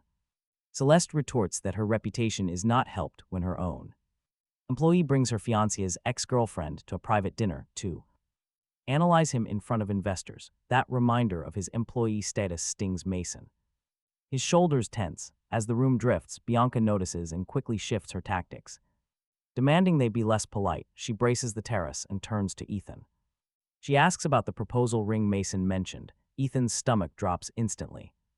That small velvet box upstairs feels like it just slammed onto the table. She asks if he was going to propose to Chloe yesterday. Ethan freezes, speechless, but Chloe answers for him with a quick yes. He stares at her. She keeps her eyes down, pretending to protect his dignity while exposing his most humiliating moment to the entire room instead of letting him speak. She tells everyone he was going to propose, claiming she wanted to hide it to protect him. Ethan stares, pointing out she knew Mason already knew. Chloe goes pale as Mason glares. That truth slipped out cleanly, catching Bianca's immediate attention. Did Mason know all along? Chloe recovered. Mason guessed and nodded too fast. Ethan reached for his pocket. It was obvious, maybe not, but Ethan knew Chloe's panic when she answered. He had dated that rush of words for 3 years. Celeste saw it too and did not ask in front of everyone. That mattered. Bianca smiled. So let me understand. Yesterday, Ethan was ready to propose to Chloe. Yesterday, Chloe ended the relationship. Today, Ethan is introduced as your fiancé. She turned to Celeste. Can you see why the timeline feels less like privacy and more like panic? Simple lies were dangerous. People could carry them without effort. The table shifted. Mason looked more confident. Chloe looked sad. Bianca looked pleased, so Ethan spoke up. Yeah, he was going to propose to Chloe yesterday. Every eye moved to him. The words hurt less than hiding them. He bought a ring he could barely afford. He booked a room he should not have booked, planning a future with someone who had already decided he was not enough. The table quieted differently, less hungry. Ethan looked at Mason, and then Mason laughed. He hardened. He did not laugh at him, a bad, too fast lie. Even Chloe looked uncomfortable. Mason corrected. He did not understand the situation, but you understood enough to enjoy it. This time, nobody laughed. Langford spoke. Mr. Reed, is that accurate? Mason looked at Langford. Celeste, Ethan, cornered by manners. If he denied too hard, liar. If he admitted too much, cruel. If he Blamed Chloe weak, beautiful triangle. He forced a careful smile. It was a tense breakup. He may have made a comment he regrets. A comment, his proposal ring, had been demoted to a comment. Celeste's voice cut in. What comment, specific? Things were harder to perfume. Mason's throat moved. He did not remember the exact wording. Ethan smiled, small, ugly. He did. Chloe looked at him sharply. Mason's eyes warned him. He ignored both. You said, oh crap, there was a ring. The sentence fell onto the table. Plain, cheap, exactly how he said it. A guest lowered her fork. Mason's face flushed. That was not how he meant it. It sounded hilarious yesterday. Chloe whispered, Ethan, please. There was a time that voice would have stopped him. Almost was better than before. Celeste spoke before he could answer. Do not ask him to make your shame smaller. Chloe went still. Bianca's fingers tightened. Talk about awkward. Things were shifting fast enough for Bianca to sharpen the next question. Where is the ring now, Ethan? His whole body locked. The object, the little velvet box upstairs, hidden in his luggage inside the honeymoon suite. The room Celeste promised not to turn into a cute story. The room Bianca had already turned into a scandal. Celeste's eyes moved to him. She knew because his face had the privacy settings of a billboard. Bianca leaned back. Oh, you still have it. Chloe looked at him, her fake concern cracked into something messier. Jealousy, regret, panic that her old life was sitting at a rich table in a better suit beside a woman she could not compete with. Langford watched Ethan like the answer mattered more than the ring. It did. If he still had Chloe's ring, how could he be Celeste's fiancé? If he refused, he looked fake. If he answered, Bianca got to drag his humiliation down the stairs and put it under terrace lights. Celeste turned to Bianca. Enough. No, Celeste, this is clarity. You asked everyone to accept him as your fiancé. He says there was a proposal ring for another woman yesterday. Fine. Where was it? Ethan's mouth went completely dry as the truth loomed closer. Say it was gone, but Chloe knew him far too well. He had packed it like an idiot, still needing proof of past love. Before love became a public joke, that is. Bianca's smile softened, turning deadly. If the past meant nothing, bringing it down should not hurt. Celeste's chair shifted as she prepared to stand up and end this. For one dangerous second, Ethan wanted her to. Then Chloe whispered softly. She urged Ethan not to do this, showing the exact same gentle face as before. She had left him with 2 tickets and absolutely no luggage. He finally understood.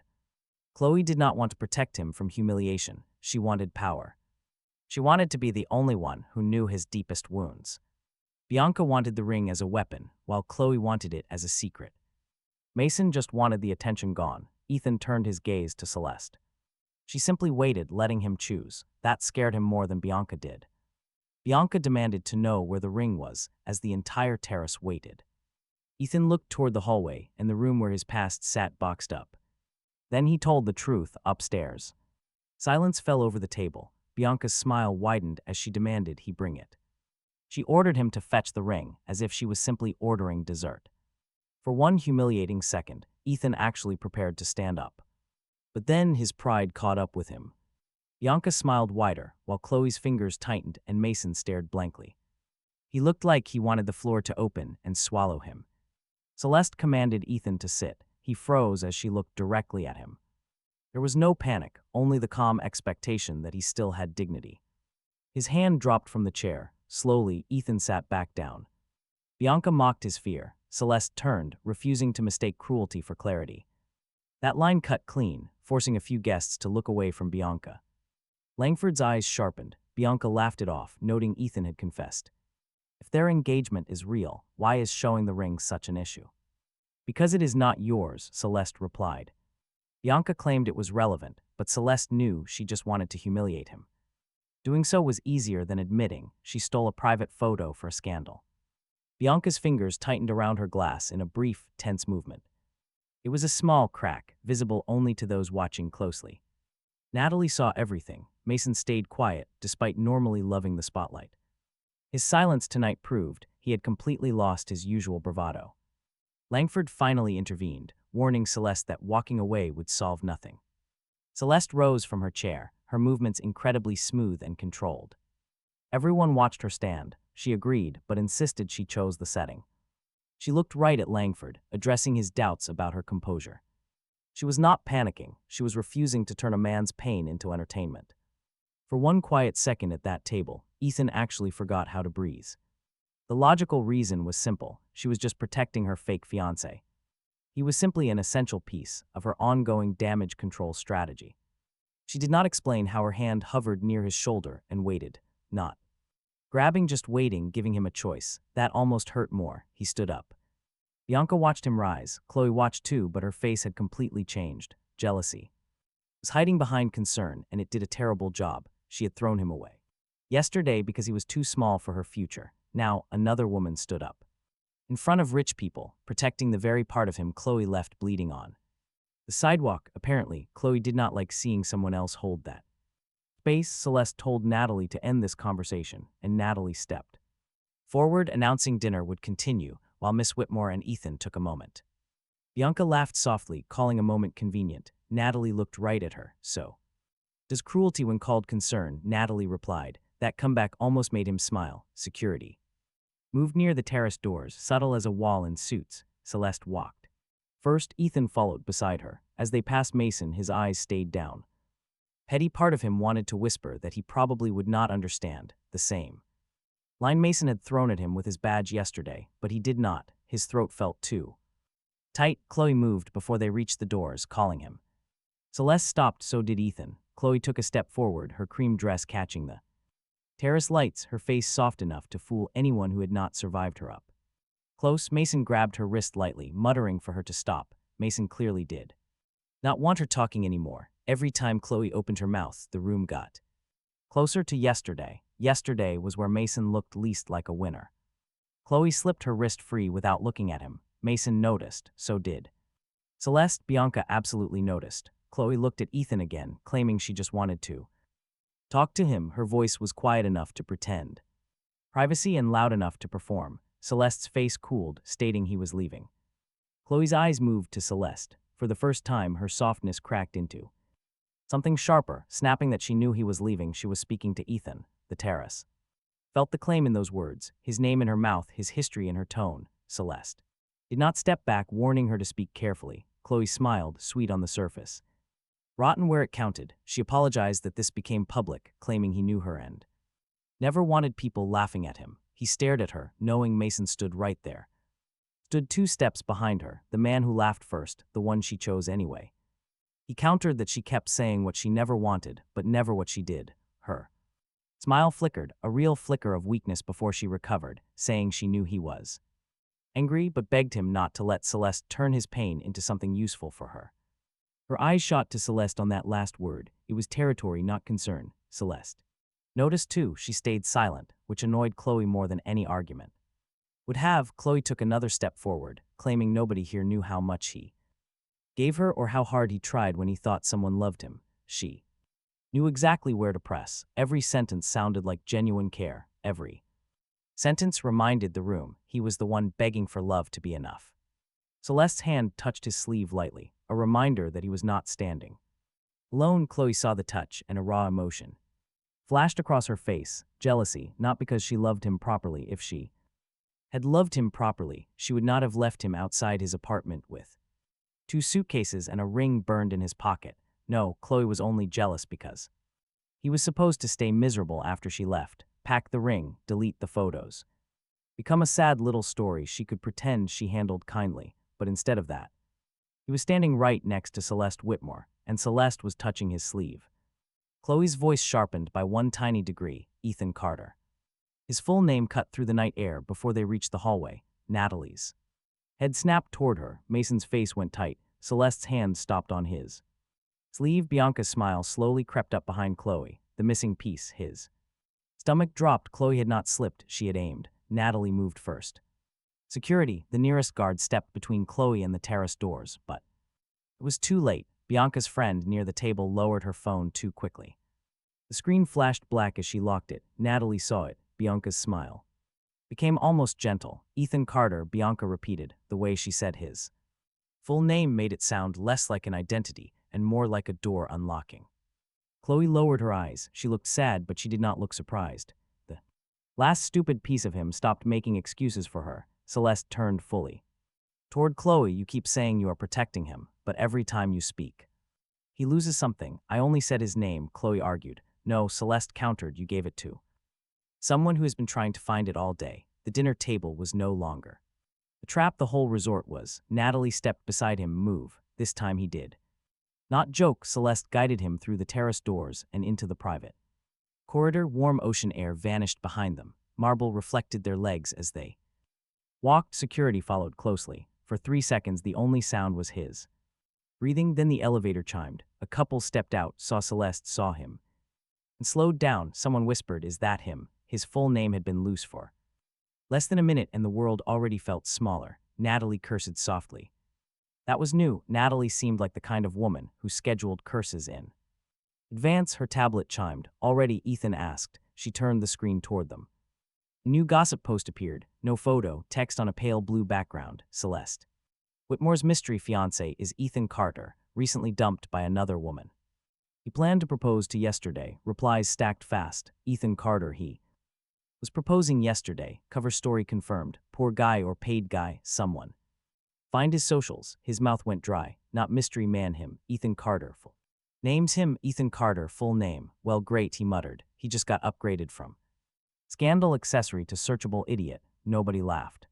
Fair. Chloe's voice came from behind them. Ethan, of course. When he turned, Chloe stood near the corridor entrance with Mason behind her and Bianca a few steps farther back. Security blocked them from coming closer, but the damage had already crossed the room by phone. Mason looked angry, not at Bianca, at Chloe. He had not planned that. Chloe had. Chloe, stop talking, he snapped. She ignored him. Classic. She claimed she was just trying to make people understand he was real. Celeste let out a short, humorless breath. Bianca stepped into view behind her. How thoughtful. Her eyes were on him. Now, with his name exposed, he had become more interesting. That did not feel like status, it felt like being marked. So Celeste spoke up. Miss Ashford, if another Natalie warns them that posting his private details online counts as harassment. Bianca just smirks, claiming her friend did it, not her. Natalie tells her to stop lighting matches and blaming the smoke. Ethan stares. There is no fake smile or tear this time, just the girl who knew how much he gave. She knew where his shame lay. Ethan accuses her of saying his full name on purpose. Chloe claims she was scared, but Ethan calls her out for being jealous. Chloe's face changes so fast that even Bianca looks amused by the sight. Ethan knows she saw Celeste stand up for him and defend his honor. Chloe hated seeing that ring defended. Her eyes flash with real, raw anger. Chloe snaps back, asking if he actually thinks Celeste cares or just needs him. Those words hit Ethan hard, mostly because a deep part of him knows it is true. Celeste simply needs this story and a fake fiancé visible enough to handle everything. He must be believable enough to keep Langford from smelling any panic. Celeste steps half a pace closer to Ethan, though she does not hold his hand. She stares at Chloe, stating that needing someone never gives permission to hurt them. Chloe is left completely speechless, which feels dangerously satisfying to Ethan. Bianca lets out a soft, mocking clap, reminding them the internet does not care. It only cares about the timeline, and Natalie's tablet chimes again. This new post is much worse, labeling Ethan as a broke ex-boyfriend who became a billionaire boss's secret fiancé overnight. Ethan's hands go completely cold. Even Mason looks away in second-hand embarrassment, while Chloe finally shows real fear. Bianca smirks as if she just found a sharper weapon to use against him. She whispers his full name, noting how easy it is to search online. His real name hits the web before they even reach the elevator doors. Just minutes ago, he was a mystery, but now he is Ethan Carter. The internet calls him a broke guy who secured a billionaire boss overnight. It is quite a promotion, bringing zero pay but massive public humiliation. Her parting words echo in his mind as they head down the hallway. People like Bianca do not need to shout when the world gossips for them. Natalie takes the lead immediately, urging everyone to keep moving forward. Celeste walks right beside him, her sharp white suit looking immaculate under the lights. She looks perfectly in control to outsiders, but Ethan knows her jaw is clenched. Her hand hovers near his arm, close enough to offer support but not touching. That tiny sliver of physical distance actually hurts more than a cold rejection. Their private dinner did not just end tonight, it completely leaked to the public. An elevator opens up ahead, and two resort guests step out staring at screens. They recognize Celeste instantly, then lock their eyes directly onto Ethan. His stomach churns in anxiety, but Natalie swiftly steps in to block their view. She firmly declares it a private corridor, forcing them to step aside. She speaks with the authority of someone who fires people before breakfast.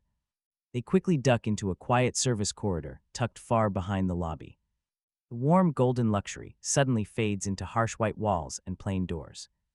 Only security cameras and cleaning supplies remain, and Ethan actually prefers the simplicity. This sterile environment feels honest about its stress. Then his phone buzzes. A flood of unknown messages, tags, and strange notifications begins to pour in. He had not spoken to since high school, then another, then 10 more, his thumb. Froze. Ethan did not open any of them. Cowardly, maybe healthy, also maybe. Celeste noticed. Do not look, she warned, too late. His name was trending through board. Rich people and whatever useless, unemployed cousins they happened to have. Natalie glanced back. Do not engage. What could he even say? Hello, yes he was. The searchable idiot, please like and subscribe to his public humiliation. No one. Laughed. Tough shift. Behind them, Chloe called out, Ethan, wait. He closed his eyes. For just one step, a man has limits. Celeste stopped before he did. Security widened. Near the corridor entrance, Chloe stood behind them, hands tightly clasped around her. Phone. Mason stood right behind her, face tight. Bianca stayed farther back, wearing a careful smile, while Langford watched from the terrace doorway like a man taking mental notes. Without needing a pen, Chloe looked at Ethan. She needed to fix this. That sentence should have scared everyone. It definitely terrified Mason. He immediately caught her wrist, telling Chloe to stop. She pulled free without even looking at him.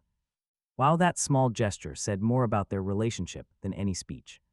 Yesterday, Mason was the upgrade. Tonight, he was just background noise with a badge. Chloe lifted her phone, insisting she could post something to make people listen.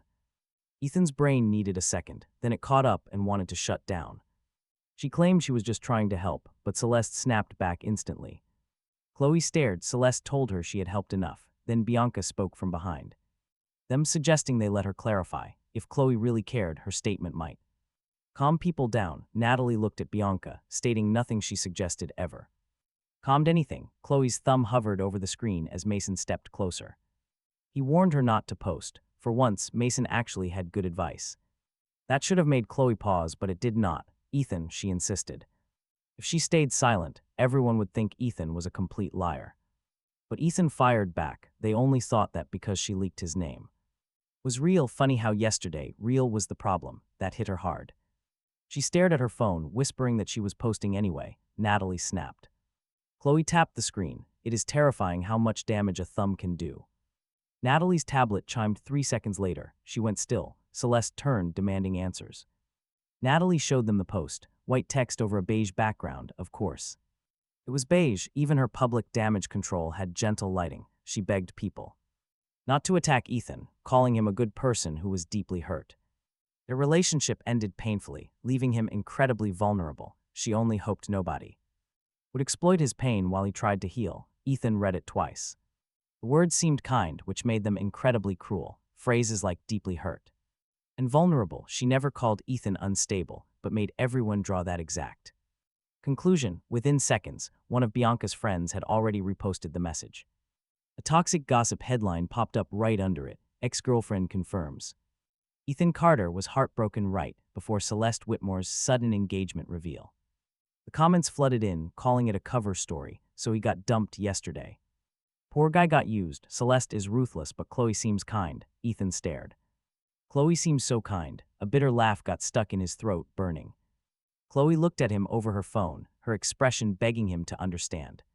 She basically just handed Ethan's raw pain to the internet, wrapped up in a neat little bow. Celeste snatches the tablet. She skims the post, looking at Chloe.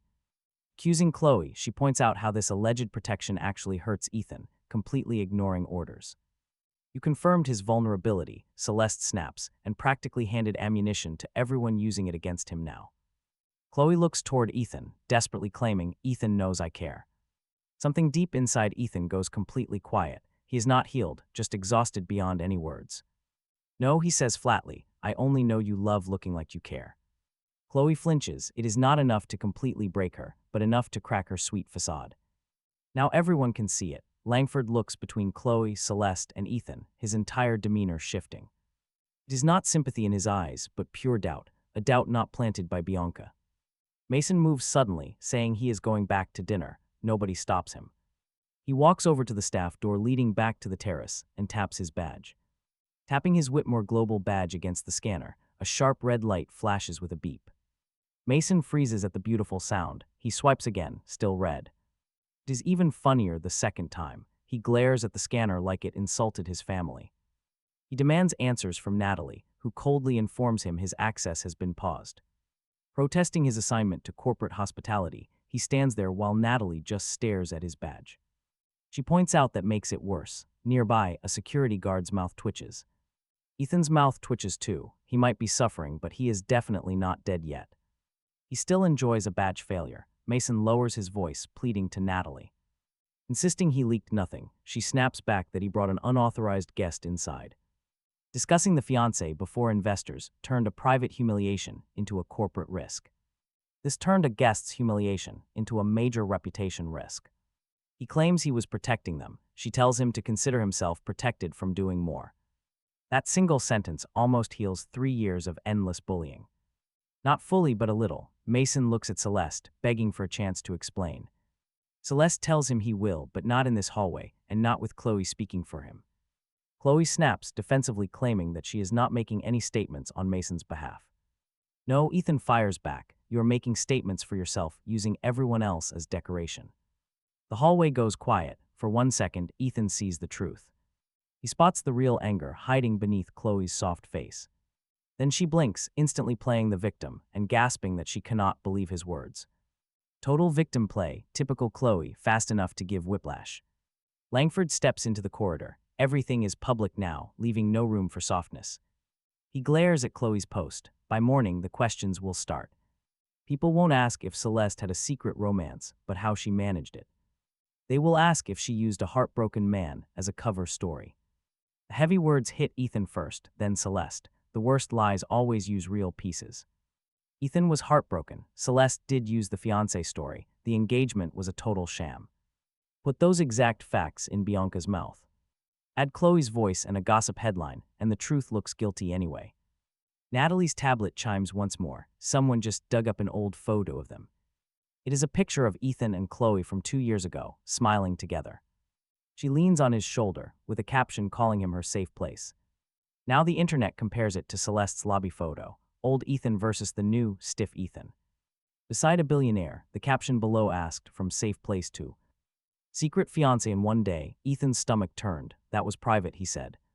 Chloe heard him. It was on my page, she countered. Her page, a realization, not a question. She had not only given them his name, she gave them a path, old photos. Old comments, 3 years of private memories he thought belonged just to them. Now, strangers were using it to judge if he was pathetic, paid, or useful. Celeste stepped closer and touched his arm. Firm, visible. Ethan, just his name, no order. No strategy. She looked angry for him. He did not know how to handle that, so he made a bad joke because apparently that was his emotional coping plan. Great, my old couple photos are online, he said. Can someone at least pick one where my hair was less economically stressed? Natalie stared. Celeste stared. Security guard looked away quickly. Then Celeste said dryly, your priorities are impressive. His nervous system was a budget operation. For 1 second, pressure loosened, then Bianca ruined it. You two do make an interesting pair, she remarked. Her voice was amused. Her eyes were busy. She looked at Mason's failed badge. Scanner, Chloe's phone, Natalie's tablet, Celeste's hand on Ethan's arm. Then Langford. She was assembling the next story. Celeste saw it too. Enough. The word was not loud. It worked anyway. She looked at Natalie. Private operations room now. Security moved. Langford followed without invitation. Because apparently he belonged wherever money might catch fire. Bianca tried to follow. A guard stepped in front of her. I am part of the dinner, Bianca said. You are not part of this room, Natalie answered. Bianca's smile froze. Chloe tried to move after them. Celeste stopped without turning. Now Chloe went.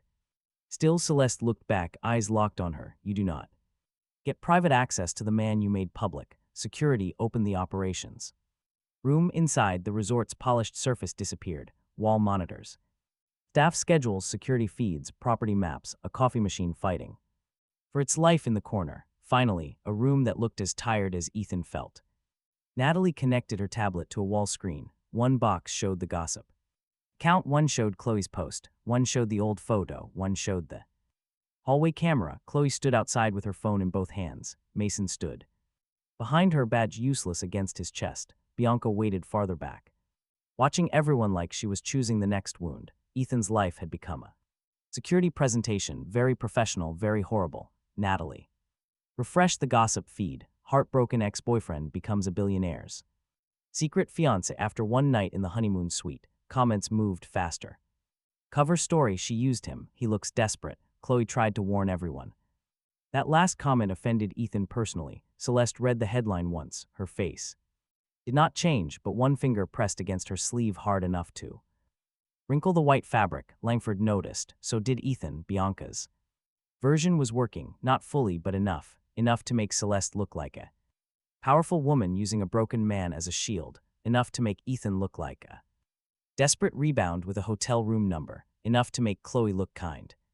Natalie switched to the front desk feed. A red alert blinked in the corner. Royal Wing access dispute. That should not be related, Natalie said. He silently hoped so.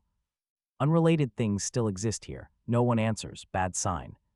Natalie expands the security feed, revealing the Royal Wing entrance. 2 resort staff members are standing directly in front of this mysterious, angry man. He looks expensive in a different way, far less controlled than Langford. He looks much more dangerous, like a man who has clearly never been told no. His sleeves are rolled up as he tightly grips his phone. Natalie quickly taps the audio stream. Tell Celeste I am here. Celeste goes completely and utterly still. Not cold, just frozen. He asks who that is, but Celeste remains silent. Natalie answers instead. Adrian, one name, but it completely freezes the room. His chest tightens. Adrian, that is him. The man who made Celeste walk into his room, wearing a torn black dress and holding champagne. Yes, that is her actual cheating boyfriend. Now he stands in the lobby, while everyone calls him her fiancé. Talk about a fake engagement hitting a major, messy roadblock. Natalie reaches for her phone to call security. Langford stops her, saying no, while Celeste turns around. Removing him without explanation only makes things worse.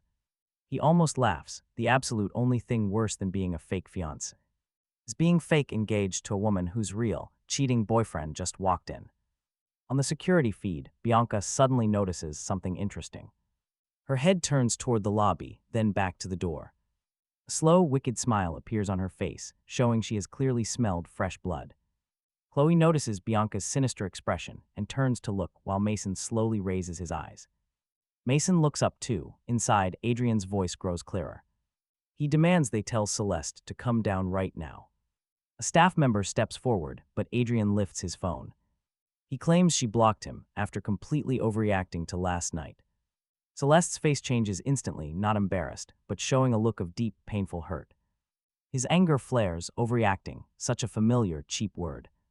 Chloe previously called his pain panic, while Mason dismissed his humiliation as a mere misunderstanding. Now Adrian is painting Celeste's betrayal as a mere attitude problem. Rich men use cheap emotional manipulation too, they just wear nicer watches. Adrian leans over the front desk, mocking her by saying he saw all the online posts. He saw the online posts. Natalie pauses. Adrian smiles, mockingly asking her why people are calling a total stranger her fiancé. Everyone freezes. Langford slowly looks over at him, then at Celeste, while Bianca's grin widens on the feed. Chloe gasps softly, while Mason looks like his nightmare just got worse. He stares intently at the screen, glaring at the man who drove Celeste to drink so heavily. The man who led her straight into his hotel room. Adrian looks directly into the security camera, coldly demanding Celeste to stop hiding right now. Then he smiles, mockingly challenging her to bring her new fiancé along. The toxic ex-boyfriend wants to meet the fake fiancé, creating an incredibly awkward situation. Mainly because that fake fiancé is actually him. Adrian stands there. Adrian stands near the entrance, collar completely open, sleeves rolled up, looking messy in an expensive way. He looks deeply offended by the consequences. Not sorry, just offended. The guy cheated, got blocked, so his name dragged online and marched straight into the lobby. He acted like customer service had lost his bags. Natalie reached for her phone. Natalie was ready to call security, but Langford stopped her. If he's tied to last night, kicking him out without explanation gives Bianca another story before he reaches the driveway. Ethan hated that the man actually made sense. Celeste stared at the screen as Adrian stepped closer to the staff member, blocking his path. The employee stood firm, but his tense shoulders showed his discomfort. Adrian did not. Looked like a guy used to closed doors. He acted like every lock would open for his name. Celeste lowered her arms, saying they were going down. Natalie spun around. Celeste insisted she wasn't hiding from him. Her voice was steady, far too steady. She walked toward the door, stopping beside Ethan to tell him he didn't have to follow. Ethan could have stayed behind, safe with the security feeds and bad coffee. His name was online, his ex posting his entire private life for everyone. And while Mason's badge failing was nice, it wasn't legally enough to heal him. Then Ethan looked at Adrian on the screen. He smiled like the resort was rude. By not offering champagne, Ethan knew his type well. Chloe used the soft version, Mason used the badge, Bianca used her rich, pearl-layering look. Adrian went with the shameless route. Different faces, same trick, hurt someone then act insulted when they start bleeding. Ethan stood up. Celeste looked at him. He knew it wasn't courage, just poor impulse control in it.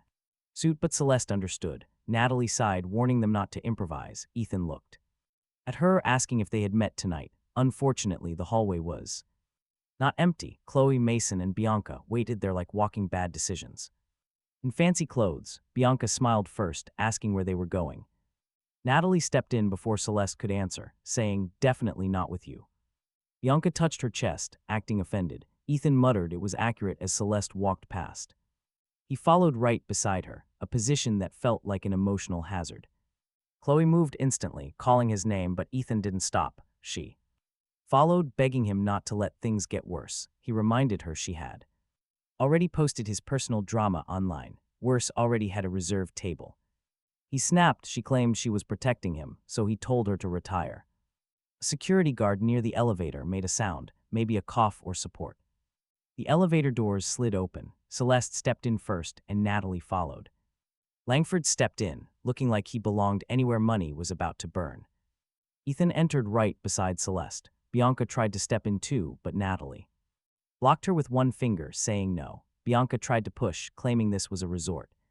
But Natalie insisted it was full. It wasn't. Bianca stared at the empty corner, then at Natalie. For once, she didn't push. The doors closed on her. Smiled 2 peaceful seconds. Inside, the elevator mirror showed them too clearly. Celeste stood straight, hands at her sides. Natalie typed on her phone. Langford watched the doors. Ethan watched Celeste's reflection because looking directly felt too obvious. Her face was calm. Her hand was not. Her thumb pressed into the side of her index finger again and again. Small. Controlled human. Ethan leaned closer, asking if she wanted him quiet or useful. Celeste didn't look at him, asking if those were really her only options. It happens without warning. Her mouth moved, dangerous but almost useful. A risky choice. His chest tightens up all over again. His heart needs to stop. The doors slide wide open. Lobby level, noise hits first. Rich people do not yell, they whisper. They cluster together, lifting phones, pretending not to stare while absolutely staring. Sophisticated gossip. Adrian stood by the royal entrance, framed perfectly by dark wood panels and gold lamps, with 3 staff members blocking him. Seeing Celeste, a smug satisfaction crosses his face. Not regret, not shame. He looks satisfied, as if her presence proves he still controls her. Phones rise. Bianca was blocked from the elevator, but took the public stairs instead, already waiting near the marble staircase with phone ready. Some take stairs for cardio. Bianca takes them for damage control. Moments later, Chloe and Mason appear from a side hall. Mason looks highly annoyed, while Chloe fakes worry but radiates pure, busy jealousy. Adrian ignores them all. Finally, he snaps. Celeste stops several steps away. Close enough to face him, but safely out of reach. A smart, professional boundary. One flat word. If he had any sense, he would leave the island immediately. Instead, Adrian just smiles, noting she blocked him. Celeste retorts that she tried talking like an adult, but he lost that privilege last night. Adrian's gaze shifts to Ethan, asking if this is him. He sizes Ethan up, the suit, the tired face, looking completely exhausted by drama. Adrian calls him her fiancé, like he is describing cheap tap water. Ethan just awkwardly raises a hand, still trying to adjust to everything. A nearby staff member looks down, trying to avoid the tension. Celeste does not smile, but she visibly relaxes. Adrian's eyes narrow. He snaps that he was not speaking to Ethan. The lobby goes dead silent as Adrian steps forward. The security guards shift instantly. Adrian stops, raising his hands as if everyone else is being dramatic. Pure, shameless audacity. he asks Celeste if she is really that angry. Over a single mistake, then mockingly asks about her sudden engagement overnight.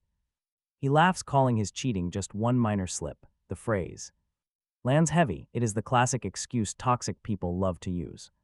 They do ugly things, then try to make the victim look crazy. Celeste questions his words, but he warns her this is not the place. She points out he brought this to the lobby. Phones lift even higher. Adrian claims she walked in at the wrong moment and refused to let him explain. Celeste fires back that she walked in on him kissing another woman. A bystander gasps as Adrian quickly claims the other woman kissed him.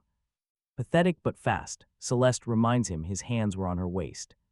Celeste details his hands on her waist. Adrian claims she was upset. Ethan asks if he comforted her with his tongue. Natalie winces. Langford stares at Ethan like he just threw a chair into a meeting. Adrian turns slowly, demanding to know what Ethan just said. Ethan calmly repeats that hiding behind professional excuses is still cheating. A few people laugh, and Adrian's smug smile completely vanishes. It is unhealthy but honest. Chloe warns Ethan not to get involved. Every soft syllable from Chloe now sounds like a sweet trap. Ethan reminds Chloe she made his pain public, so she cannot advise Celeste. Chloe has no reply. Adrian looks between them, then back to Celeste. He scoffs. He accuses Celeste of finding another broken person to use. The insult was meant for Ethan, but aimed directly at Celeste. Adrian turns slightly, ensuring his voice carries across the crowded lobby. He claims she caught one bad moment, got drunk, and ran off. She left a suite with Ethan. Now Bianca lifts her phone. Adrian's ugly narrative is out. He claims Celeste used a heartbroken man. She wanted to punish her cheating boyfriend. The worst lies use truth. That twist seems to be the theme of Ethan's entire vacation. The crowd does not fully believe Adrian, but Celeste steps forward. Adrian defends his cheating as just one kiss, accusing her of lying. He claims she made him look like an idiot, making Ethan choke. Adrian speaks with real pain, fearing embarrassment, rather than feeling actual guilt. Celeste stares. Did she make him look foolish? Adrian spreads his hands. He argues she announced an engagement to a stranger after one night. Ethan suggests Adrian should have realized his actions had consequences. Natalie mutters an apology to Ethan for losing control. Celeste almost smiles. Adrian catches it, and that tiny smirk cuts deep. It damages his pride more than any insult. He steps forward. He demands they go upstairs to talk privately. Celeste does not move. She refuses. Adrian reaches for her wrist, and Ethan instantly steps forward. Celeste quickly lifts her palm to block him. She warns him not to touch her. The lobby goes sharp as Ethan steps up. Celeste does not need a shield, just someone standing right beside her. Adrian snarls that Ethan barely knows her. Ethan calmly agrees, surprising him. He admits he does not know her birthday, her favorite song, or anything personal. He does not even know how many companies she owns, though that might terrify him. But Ethan knows what it looks like when a partner inflicts pain on someone. Especially when they get offended by the reaction. Ethan looks at Adrian. Adrian looks incredibly offended for the man who actually started this fire. Bianca keeps recording, but her smile fades as the narrative quickly shifts. Langford watches Ethan closely, then looks at Celeste with genuine respect. Ethan is somehow drawing the attention of very strange men tonight. It is definitely not his favorite hobby. Adrian points at Celeste. He asks if she lets Ethan speak for her. Celeste denies it. She explains Ethan is speaking beside her. Ethan feels a sudden warmth. That statement makes Adrian visibly jealous. It cuts straight through him. Bianca steps closer, asking Adrian if Celeste announced this for revenge. Natalie instantly turns to Bianca, telling her not to feed him questions. Bianca claims she is just asking questions, but Ethan cuts her off. He accuses her of farming footage. Bianca's gaze quickly shifts to Ethan. She notes his confidence is bold, especially since his ex still watches him. Perfect timing, professional scammer level. Her ex is getting worried. Celeste's ex looks offended. Everyone is concerned. Tonight is crawling with bad. People hiding behind gentle words. A few phones are lowered, just a few. Adrian does not. Like being grouped with them. Good, he belongs there anyway. He turns back to Celeste. He demands proof, telling her to prove he is her fiancé. Everyone understands the word. Phones lift again. Celeste snaps back that she does not perform for him. He reminds her she already performed this morning, holding his hand and announcing him to everyone. his eyes drift to her fake fiancé, demanding he prove it. Bianca raises her camera. Chloe's expression shifts before she can hide it. Adrian smiles, telling Celeste to kiss him if he is really her fiancé. Dead silence. Every phone points toward them. Chloe's eyes widen like she has been slapped. Mason glances from Chloe to the fake fiancé. Langford freezes. Natalie's jaw tightens. Celeste's hand goes completely still beside his, for the first time tonight. Playing her fiancé stops feeling like a lie and starts feeling like a real choice he is about to be forced into making. Adrian orders Celeste to kiss him in front of everyone. Celeste looks at him like she might actually do it. Suddenly, the royal wing elevator opens behind them. A tiny chime cuts through the heavy silence. Every phone shifts toward the sound, including his, not just his phone, but his entire nervous system. For 3 seconds, he had been staring at Celeste's mouth, trying not to break down in public. Then the elevator doors open. A woman steps out, wearing Adrian's black jacket over a silver dress, hotel slippers on her feet, a small clutch in one hand and a sweet key card. She looks annoyed, then notices the packed lobby, the security, Celeste, him, and Adrian. Her annoyance vanishes. Adrian, the lobby freezes. Adrian turns around for the first time tonight. His smug confidence drops completely off his face. The woman takes a step forward, then stops dead when she notices Celeste. Celeste does not flinch. Her face stays totally still. He knows that stillness now pain. Wearing armor, the woman's eyes shift from Celeste to Adrian, explaining that the front desk called the suite because he was downstairs. Making a scene, a few people whisper. Bianca raises her phone even higher.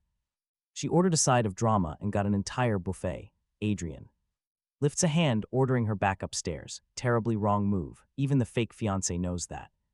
He had spent all day being wrong himself. The woman just blinks, asking why. She looks around the lobby, and her eyes land squarely on Celeste. First comes confusion, then fear, and finally the realization that everyone else knows more than she does. She looks back at Adrian, demanding to know why he said he and Celeste were already over. That sentence hits like a truck. A bystander near the front desk lowers his phone. Bianca's smug smile completely freezes. As the gossip completely flips, the story changed without her permission. Adrian looks at the woman like she just slapped him, telling her to shut up. He steps forward to clear things up, but security intercepts him first. Adrian freezes. Good. The fake fiancé was starting to really like security. Perfect timing. Celeste asks in a flat voice if Adrian said they broke up. The woman nods shamefully, confirming he claimed Celeste ended things last week.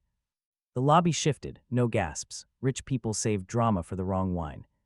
But bodies changed direction. Phones lowered by inches. Staff looked at Adrian instead of Celeste. Celeste's face did not change, but her hand closed. Once at her side hard, Ethan wanted to touch it but did not. This was not his wound to heal. Adrian laughed once, a terrible sound. That is not what I said.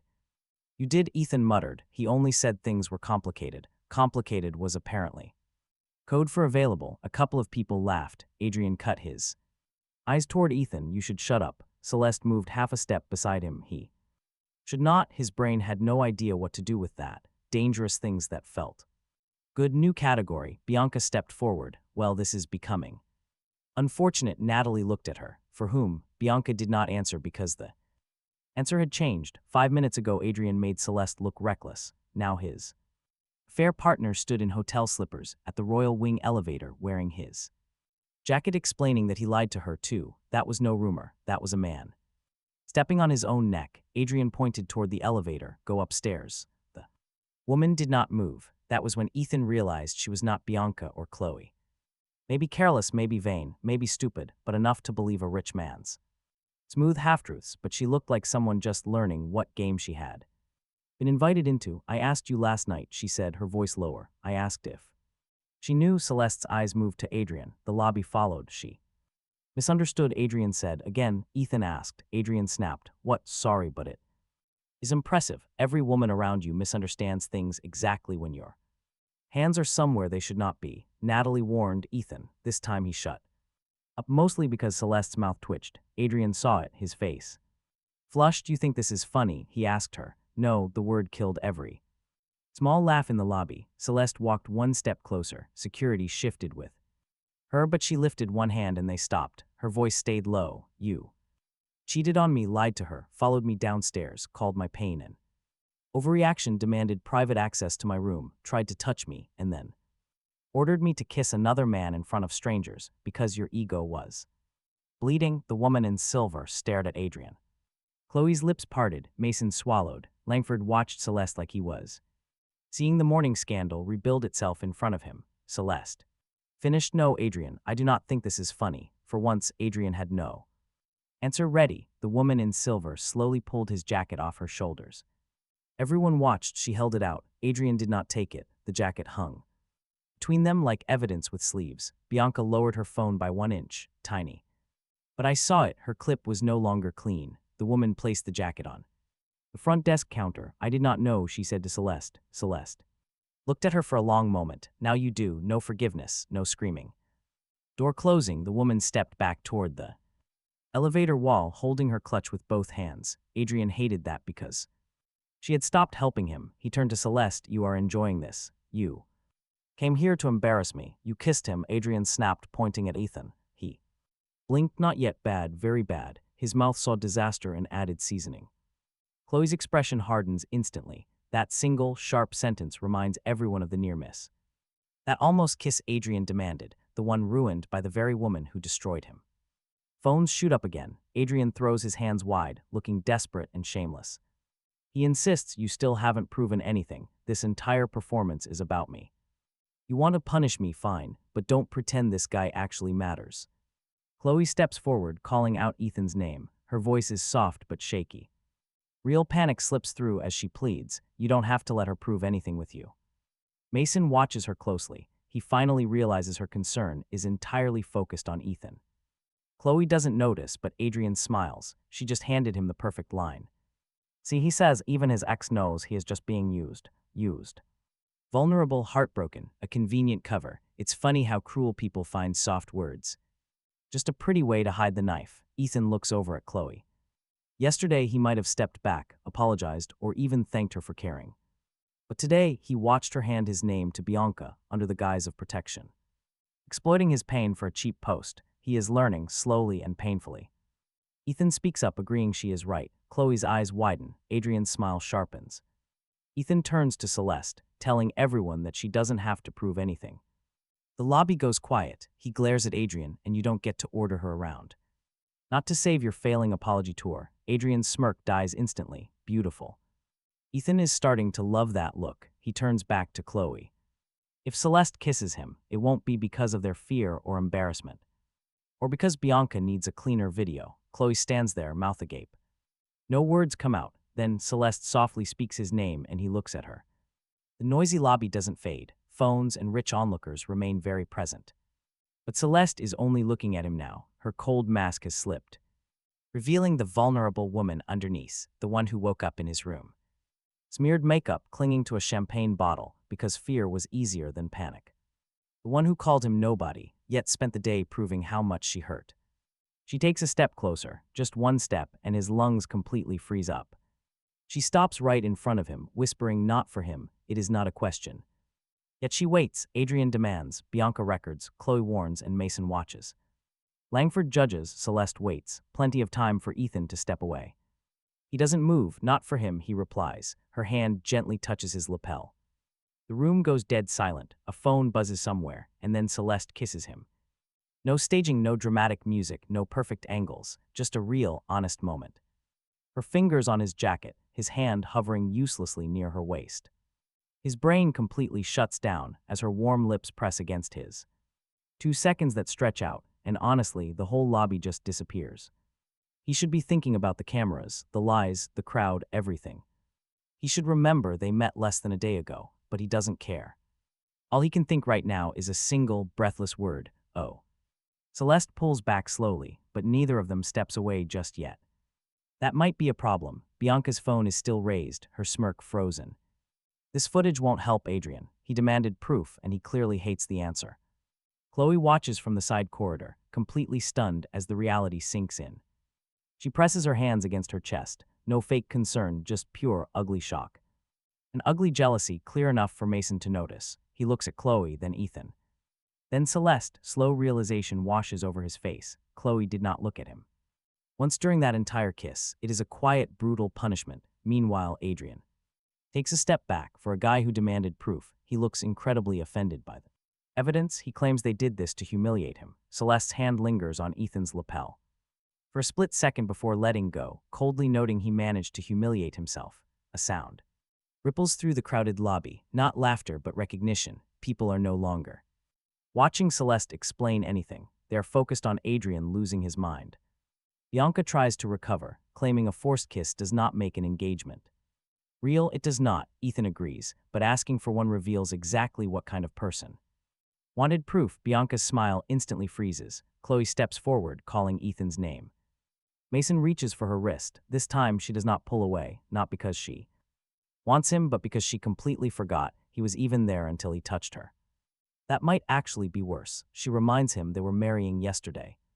Her voice is heavy with raw pain. Ethan looks back at her. For a split second, he sees their old life, cheap dates, long bus rides, and her head resting on his shoulder in the photo strangers are now using to call him. Desperate, then he remembers seeing her outside his apartment, with Mason holding her waist.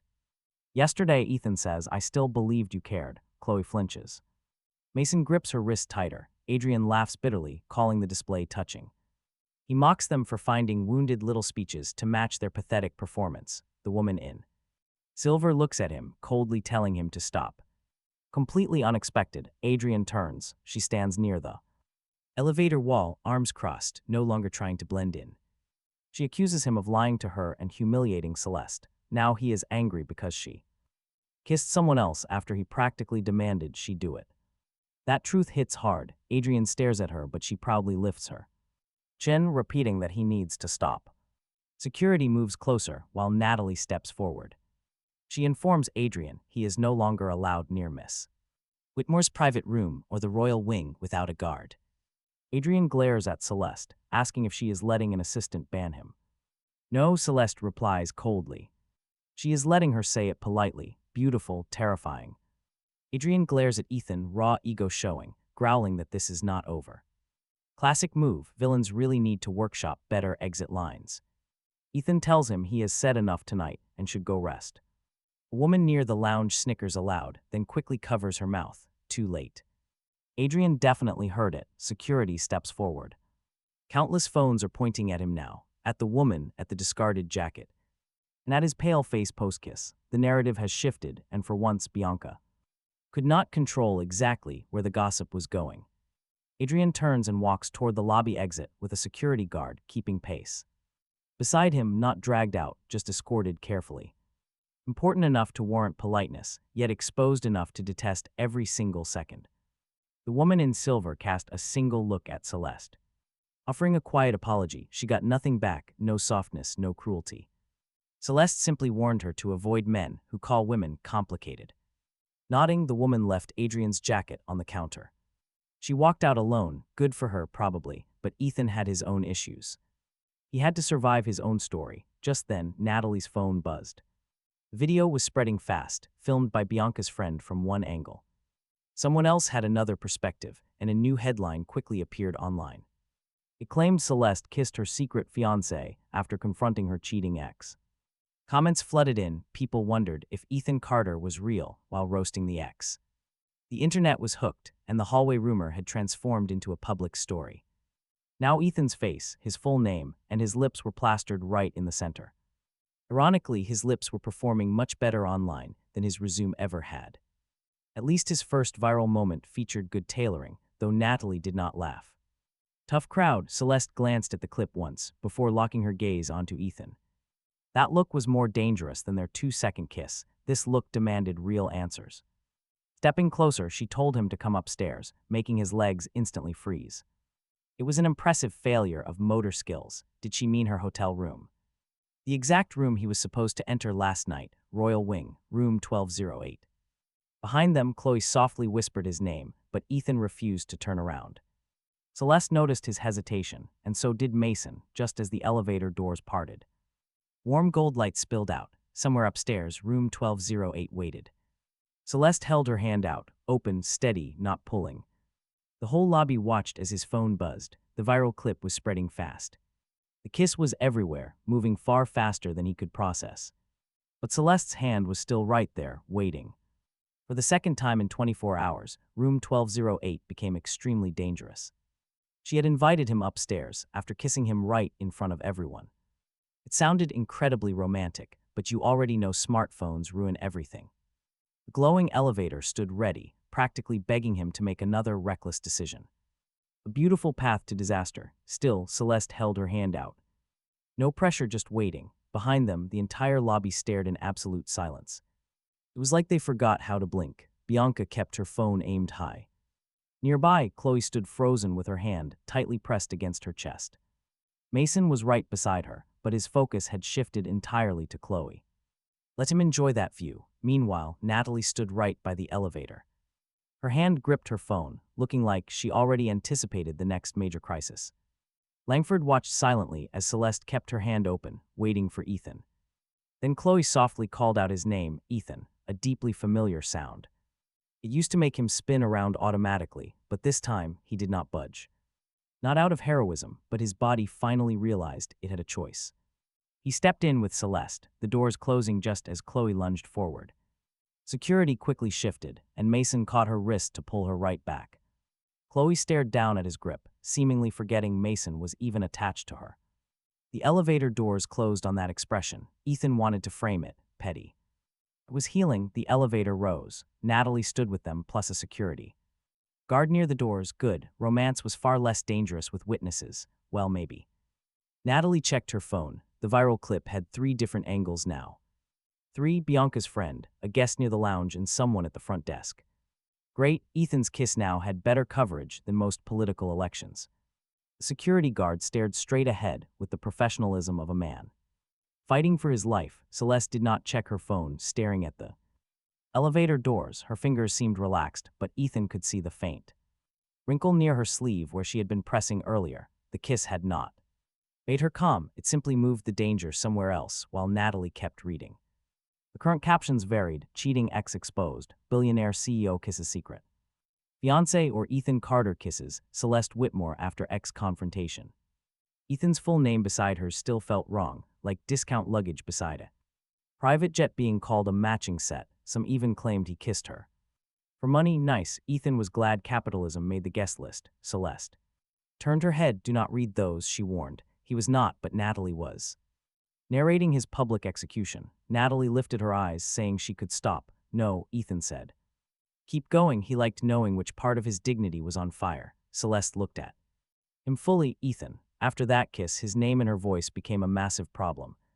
A large one. He looked away first, apparently able to survive public humiliation but not eye contact in an elevator. Sorry, he mumbled. Do not apologize for. Panicking, she said. That should not have helped, but it did, which annoyed him. The elevator chimed. The royal wing floor opened in front of them. The hallway was nothing like Ethan's wing. His had tired carpet and wallpaper that had made peace with disappointment. The royal wing boasted marble floors, dark wood walls, and quiet lighting, with a long private corridor smelling of flowers, money, and someone else's inheritance. At the far end, a brass plate beside wide double doors read 1208, Royal Wing, the room Celeste meant to enter last night, the room that might have kept her away from Ethan's bed, his rose petals. Bianca's camera, Chloe's jealousy, Adrian's public humiliation, and that one kiss traveling through the internet faster than his self-respect could ever run.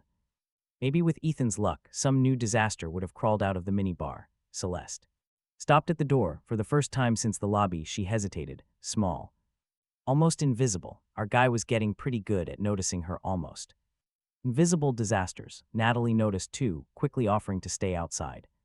They needed 3 minutes away from cameras, but not enough privacy to make more decisions that would become her problem. Ethan looked at her. Is that how friendship sounds at this income level? No, she replied. Fair, he admitted. Celeste opened the door. The suite inside was no ordinary room, but a quiet crime against normal hotel pricing, featuring a massive living area facing floor-to-ceiling windows. The ocean stretched black and silver beyond the glass. A pale sofa curved around a low table with water, fruit, and flowers that looked too expensive to die naturally. No rose petals, no towel swans, and no lying chocolate signs. Nothing but expensive, controlled space stretching out forever. Ethan steps inside slowly, realizing this is the actual suite Celeste was supposed to get. She mentions her room had towel swans, asking if he liked them. Ethan jokes that one judged him. Celeste's expression shifts as she looks toward the bedroom. Her faint smile vanishes completely, and the entire room falls into a heavy silence. No ringing phones, no murmurs, no Adrian playing victim, and no Chloe acting like she owns him. Just Celeste and Ethan, sharing the room she missed by a hair. Just one wrong hallway, a matching door number, and a broken suitcase strap. She walks to the window, wishing she had just come here. Ethan stays quiet as she lists her regrets, like how she should have called Natalie. Or left the restaurant when she saw Adrian, instead of drinking enough to get lost. Her calm, even voice makes it worse. Ethan knows how dangerous her quiet state is. He knows her cold side, but now she is listing mistakes to disarm her enemies. Shoving his hands into his pockets, Ethan tries to lighten the heavy mood. He jokes that he should have checked his lock instead of trusting cheap luggage. With supposedly national security, she turns, letting out a sudden laugh. Before she can stop it, she chuckles, making Ethan feel ridiculously proud of himself. Celeste looks down, quietly stating that the kiss was not meant for Adrian. Ethan freezes. Wait, is she actually saying she wanted to kiss him? He simply nods. She doubts him. Ethan wants to say yes with absolute confidence. Not like someone caught on camera, kissing a powerful billionaire under intense pressure. Instead, he admits he is just trying to understand the situation. Brutally honest, Celeste crosses her arms, her posture softening as she speaks next. She notes that she asked without asking, and because he waited, it was not an order. Her eyes lock onto his. She asks if that distinction really matters to him. It does, Adrian demanded, Bianca framed, and Chloe used sweet words like knives. Mason treated Ethan like a bad employee file, but Celeste actually waited for him. That tiny show of respect hits him harder than the actual kiss ever did. Celeste looks away first, apologizing for putting him in such a difficult position. Ethan is speechless. Celeste Whitmore apologizing twice in a single day is unprecedented. It feels like a sign the entire resort is about to slide into the ocean. He tells her that if he hated the kiss, his face made some very confusing choices. She looks back and gives a small, tired, genuine smile that strikes him directly. It is completely unfair. Right then, her phone begins buzzing loudly on the table. You just know some drama is about to ruin this sweet moment, right? Celeste grabs the phone, her face instantly hardening as she shows him the screen. The video of their kiss is frozen on the worst, most realistic-looking frame. Her hand is on his lapel, his face close to hers, with Adrian fuming behind. Chloe stands nearby, glaring as if someone took back a gift she discarded. The caption announces Celeste kissing Ethan right after her cheating scandal broke. Another account reposts the same image, adding a much harsher, uglier caption. It calls the heartbroken ex-boyfriend the billionaire's newest weapon. Ethan stares at that line. Celeste lowers the phone, telling him not to. Not to believe the lie just because it sounds familiar. That hits right where Chloe's old betrayal left a deep bruise. He sighs heavily. Celeste was far too good at making people confess uncomfortable truths. Of course it was, then a sharp knock echoed at the door. Natalie stepped inside carrying her tablet and Ethan's next massive headache. She announced that they needed to move his belongings immediately. Hearing that his belongings were in room 1208 made his stomach drop. His suitcase still held his clothes, toiletries, and that proposal ring. It sat tucked in a pocket like a tiny coffin for his ruined future. Celeste saw his face change, and Natalie immediately asked what was inside. Before Ethan could respond, Celeste answered for him it was the ring. In his defense, Ethan argued he had not planned for a fake engagement audit. Natalie warned that Bianca had already restarted the ring thread online. She showed them a post, no photo, just Bianca's sweetly poisonous words. Bianca noted how everyone focused on the kiss, while ignoring the missing ring. The comments section exploded, with people asking if Ethan still had it. Rumors of a fake engagement spread fast, making Ethan's mouth go dry. Natalie insisted they move his things before anyone got near that room. Right then, Ethan's phone buzzed with a text from Chloe saying she knew. The room went dead silent as Celeste caught sight of the message. Celeste asked if Chloe knew where the room was. Chloe had the itinerary because Ethan had shared it in happier times. She had sent it to Mason, who upgraded every single detail. Now that same schedule could lead Chloe straight to his old room. Chloe knew him well enough to know he would not throw it away. She knew he had a habit of holding onto painful reminders way too long. Their past romance had officially become a massive security threat. Natalie barked orders to dispatch security to room 1208 immediately. No guests or staff were allowed near the door without her permission. Natalie looked at him and insisted they all go down there together. She joked about everyone contributing, which almost made Ethan smile. The elevator ride felt incredibly short as they descended to his floor. The hallway smelled of fake ocean breeze and highly regrettable decisions. His old honeymoon room was waiting at the end of the hall. They arrived to find 2 security guards already blocking the doorway. Chloe stood 6 feet away, completely blocked from coming any closer. By the look of things, she had beaten the security there by seconds. Mason hovered behind her, while Bianca lingered further down the corridor. Bianca pretended to admire a framed waterfall photo while keeping her phone low. Her friend was also quietly recording the confrontation from her purse. Natalie wasted no time and marched straight up to Chloe. Chloe argued she was in a guest hallway, but Natalie quickly shut her down. Ignoring Natalie, Chloe turned and called out Ethan's name. She begged him for a quiet talk, but Ethan knew better. He calmly pointed out that he was finally listening to her lies. That completely stopped her cold. Mason shifted around uncomfortably behind her. He looked like a man tired of watching his stolen prize stare at her ex. Chloe grips her phone tight, desperately begging him not to let Celeste use that ring. Celeste's face turns icy. Chloe was definitely not trying to protect Ethan here. She was only desperately guarding her last, pathetic claim on that cheap ring. Ethan taps his keycard, green light, then a click, the suite is open. Rose petals, towel swans, champagne bucket, the painful view still remains. The chocolate sign is already gone because he had eaten it before. Probably the only smart choice he made here. Celeste steps in behind him. Her eyes sweep over the bed, the rose petals, and the suitcase strap. The enemy, cheap luggage. Ethan points at it, calling it the real villain. Celeste says she believes him, admitting that the sight almost broke her too. Natalie keeps the door open because security and Bianca are right outside. Ethan walks to his suitcase. Celeste stays near the door, giving him space. Honestly, that makes it worse. If she bossed him around, he could feel annoyed. If she grabbed his bag, he could get defensive, but instead, she is gentle. She respects his pain like it is real. He unzips the suitcase. Inside are clothes, a charger, and beach shoes meant for a romantic proposal. Ethan reaches into the inner pocket. His hand stops. He pulls out a box. A cheap velvet box, yet the most expensive thing he ever bought. The hallway goes quiet. Bianca slowly raises her phone by 1 inch. Natalie warns her to lower it. Bianca smiles, claiming she is not filming. Natalie tells her to lower it easily. Bianca lowers it halfway. Her friend keeps filming. Ethan stares at the box, remembering Chloe outside his apartment. No luggage, her voice soft, and Mason's hand resting on her waist. Then Celeste in the lobby, telling him to sit down. He grips the box. Chloe whispers that he kept it. He walks closer so she can see. Her eyes fill with tears as she asks why. That almost makes Ethan laugh. She still thinks she owns his answers. He simply says he does not know. Maybe throwing it out felt like admitting their past was completely worthless. Maybe he needed proof he meant it, or he was just an idiot with luggage space. Chloe snaps that he was not an idiot. He left her with no real explanation. And her bully laughing at the ring, she warns him not to rewrite the past. Chloe flinches at his cold tone. Then she looks over at Celeste. Chloe tells Celeste that she cannot have it. The entire hallway goes dead silent. She speaks like she still has a vote. Ethan looks down at the box.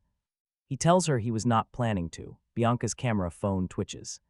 Celeste looks at him. He turns and holds the box out, not offering, just showing. He tells her it is not hers. Celeste looks at the box calmly. She knows, showing no wounded pride. She steps closer and gently lowers his hand. Celeste quietly tells him she would never wear another woman's ring. Nor would she ask him to turn yesterday's pain into some proof for her. The hallway reacts with whispers, phones lower. Mason stares hard at Chloe. Bianca's smile fades because the drama refuses to play out how she wanted. Ethan's throat tightens. Chloe looks completely shocked, as if she had been slapped. Not because of an insult, but because Celeste understood that ring better. Chloe always knew his weaknesses and used that knowledge to hurt him. Celeste had known him only one day, but she treated his wound like it was his. Not to her and definitely not Chloe. Bianca recovered first, calling the act noble. She said it still did not explain why he was holding another woman's ring. While calling himself her fiancé, Celeste turned, stating he was not holding another woman's ring, but rather, he was holding onto his past. Bianca had no comeback. Then her friend's phone buzzed and Natalie's tablet chimed.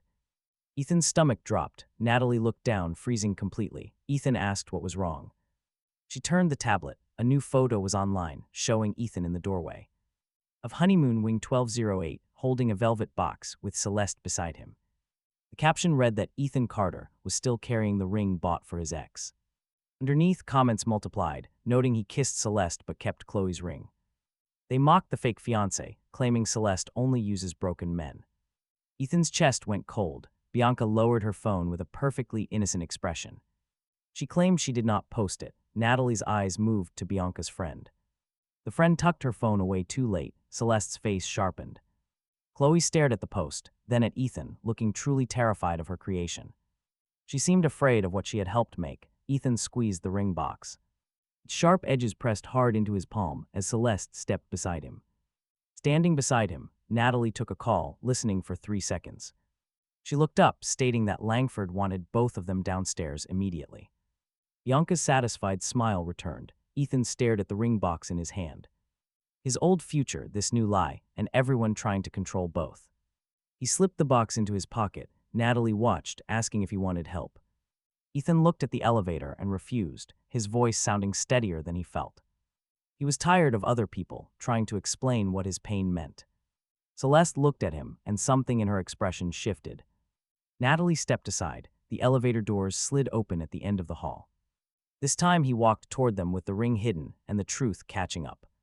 Ethan assumed Langford was waiting downstairs to judge his actions. Celeste thought so too, but then the conference lounge door swung open.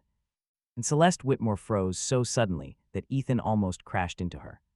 Calling out for her grandfather, her voice did something Ethan had never heard. It went small and shocked. For a brief second, the powerful CEO vanished. A much more human person stood there, giving Ethan his first real warning. The second warning was Natalie, who normally handled disasters without blinking. She went completely still. The third was Langford, standing incredibly straight, as if his spine had received direct orders from a much higher authority. Bianca's smile faded slightly. Mason's face went blank, and Chloe stopped staring at Ethan. Instead, she looked toward the old man standing beside the long conference table. Ethan quickly realized this grandfather was easily the most dangerous man in the room. Natalie had moved everyone involved into a single, closed lounge under heavy guard. Not because Bianca, Chloe, or Mason deserved any kind of privacy, but because Chairman Whitmore wanted every single liar in the exact same room. Later, Ethan learned the video and photo had reached the family office immediately. Before they had even left the hallway, at that moment, all he knew was trouble. Celeste looks surprised enough to forget she practically owns the air in the room. Her grandfather stands lean and silver-haired, sharp in a dark suit. With no tie, one hand rests on a polished cane he clearly does not need. But he absolutely enjoys forcing people to respect him. His eyes are razor-sharp.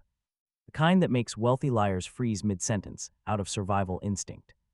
But the moment his eyes land on Celeste, his cold face instantly softens. The tense room holds its breath. He gazes at his granddaughter as if everyone else has just become invisible furniture. "My princess," he calls out. Celeste closes her eyes. Her ears flush a very real bright pink.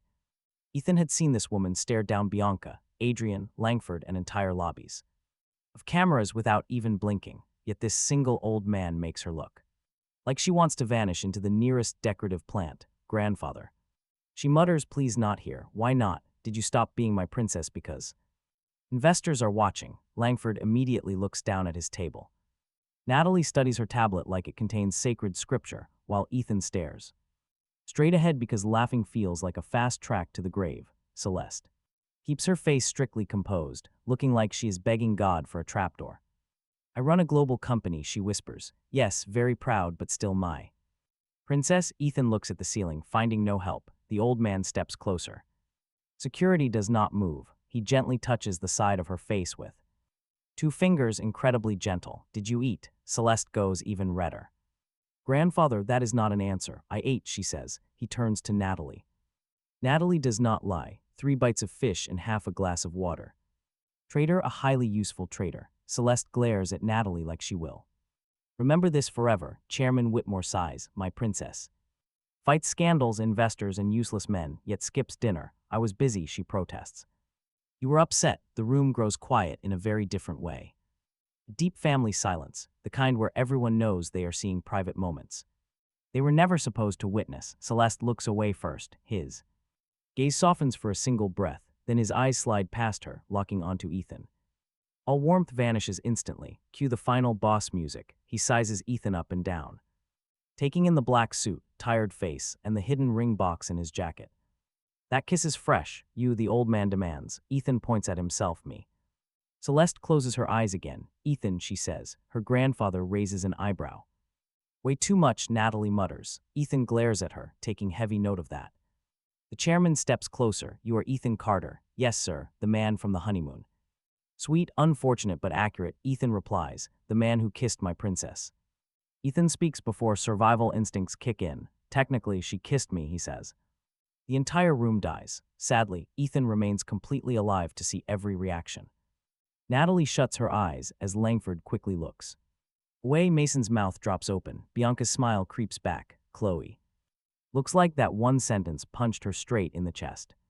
Celeste turns toward Ethan with icy precision. Ethan, she begs, please stop. Helping, her grandfather stares. For 1 second, Ethan thinks he might get banished from Hawaii. Then one corner of the old man's mouth twitches up into a small smirk. Terrified, no way, he tries to look completely calm under pressure. Ethan jokes that he is managing his terror with excellent tailoring, Celeste's. Grandfather almost laughs, then silence. He suddenly demands his name. Ethan Carter, family, normal, not rich, and probably confused by tonight if they have seen the internet. Asked about work, Ethan hesitates, feeling cornered. Unemployed sounds pathetic, and between jobs sounds like a cheap resume lie. Calling it personality, saying he is broke is honest but not impressive. So he chooses the plain truth, currently standing beside your granddaughter and trying not to make her life worse. Celeste looks up.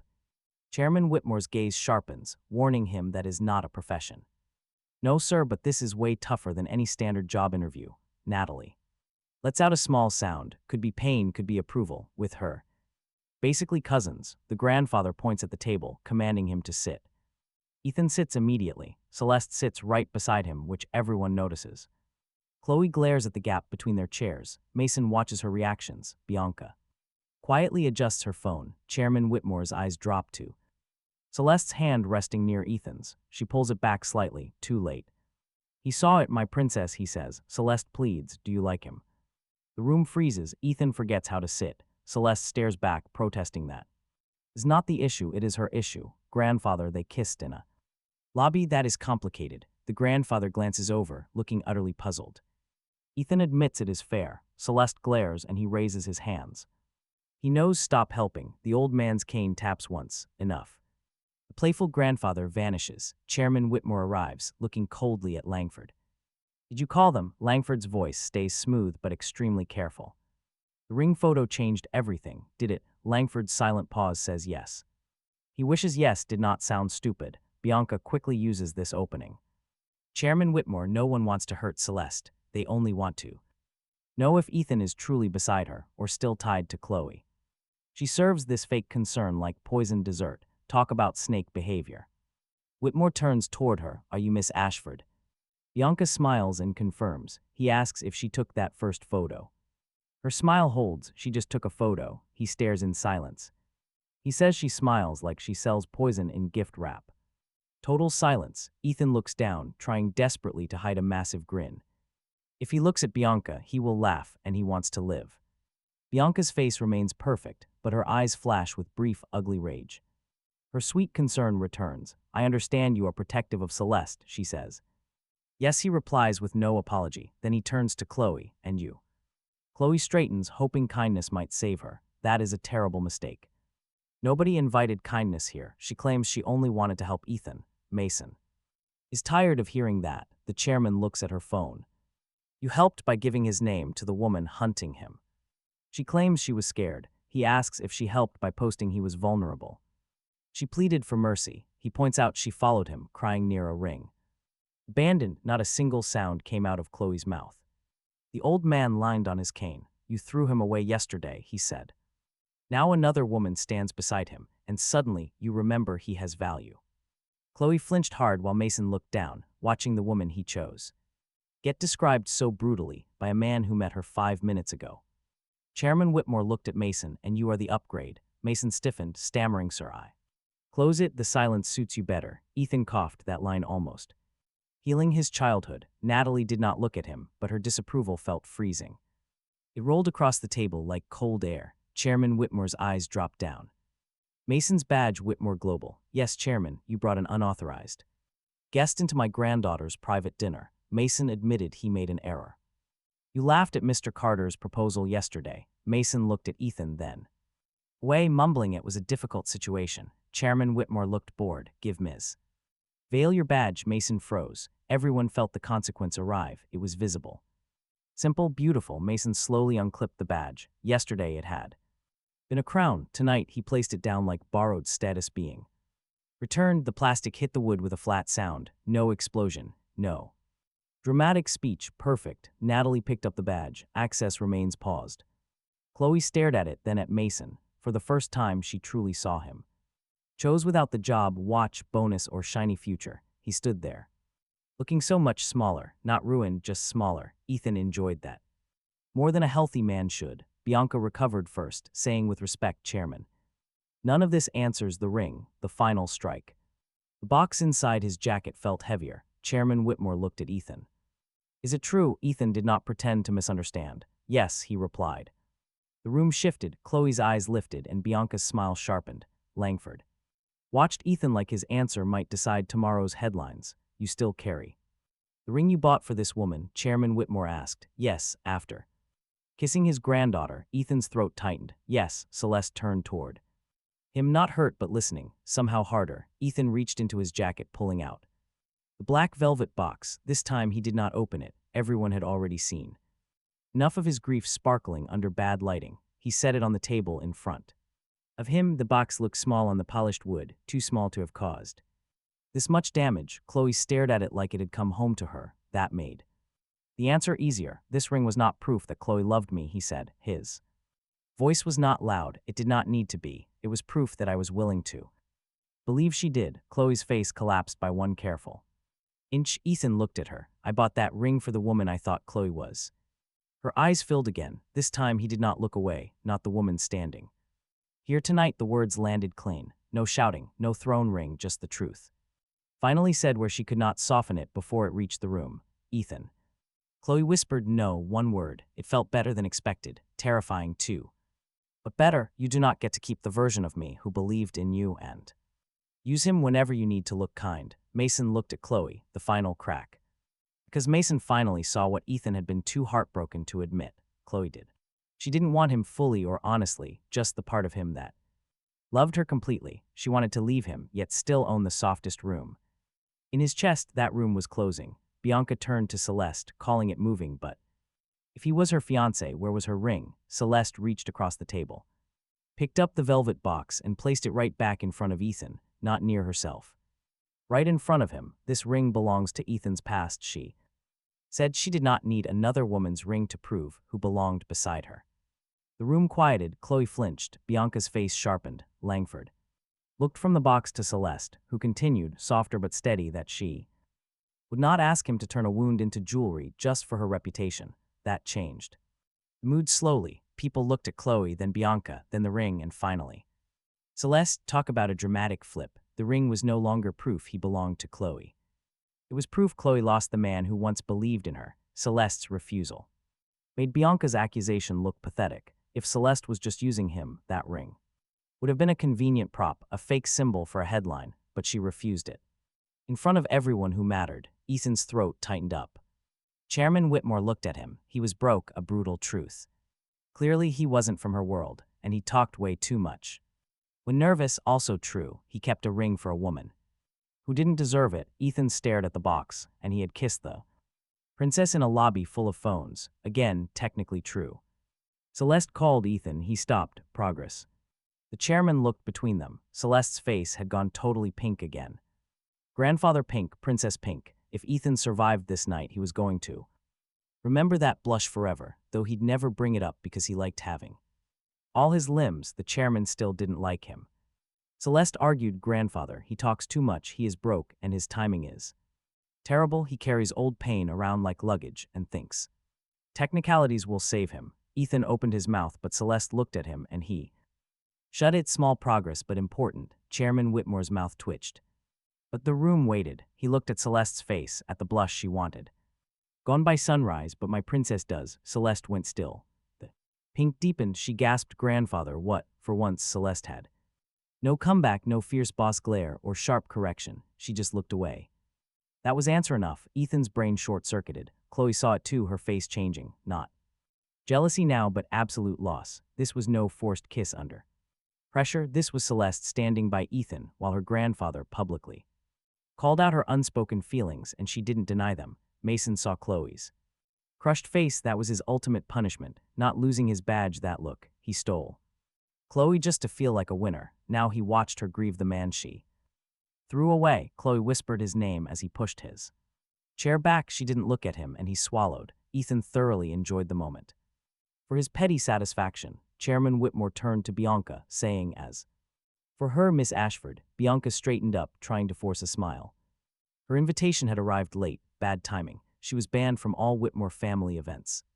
Bianca's face freezes, not because some family dinner is the worst punishment ever, but because her entire world runs on access, invitations, elite circles, whispers, and private networks, the exact weapons she used, and he just stripped that power away in front of everyone. Bianca opens her mouth, claiming she did not ask, then instantly shuts her mouth. Elegant social murder.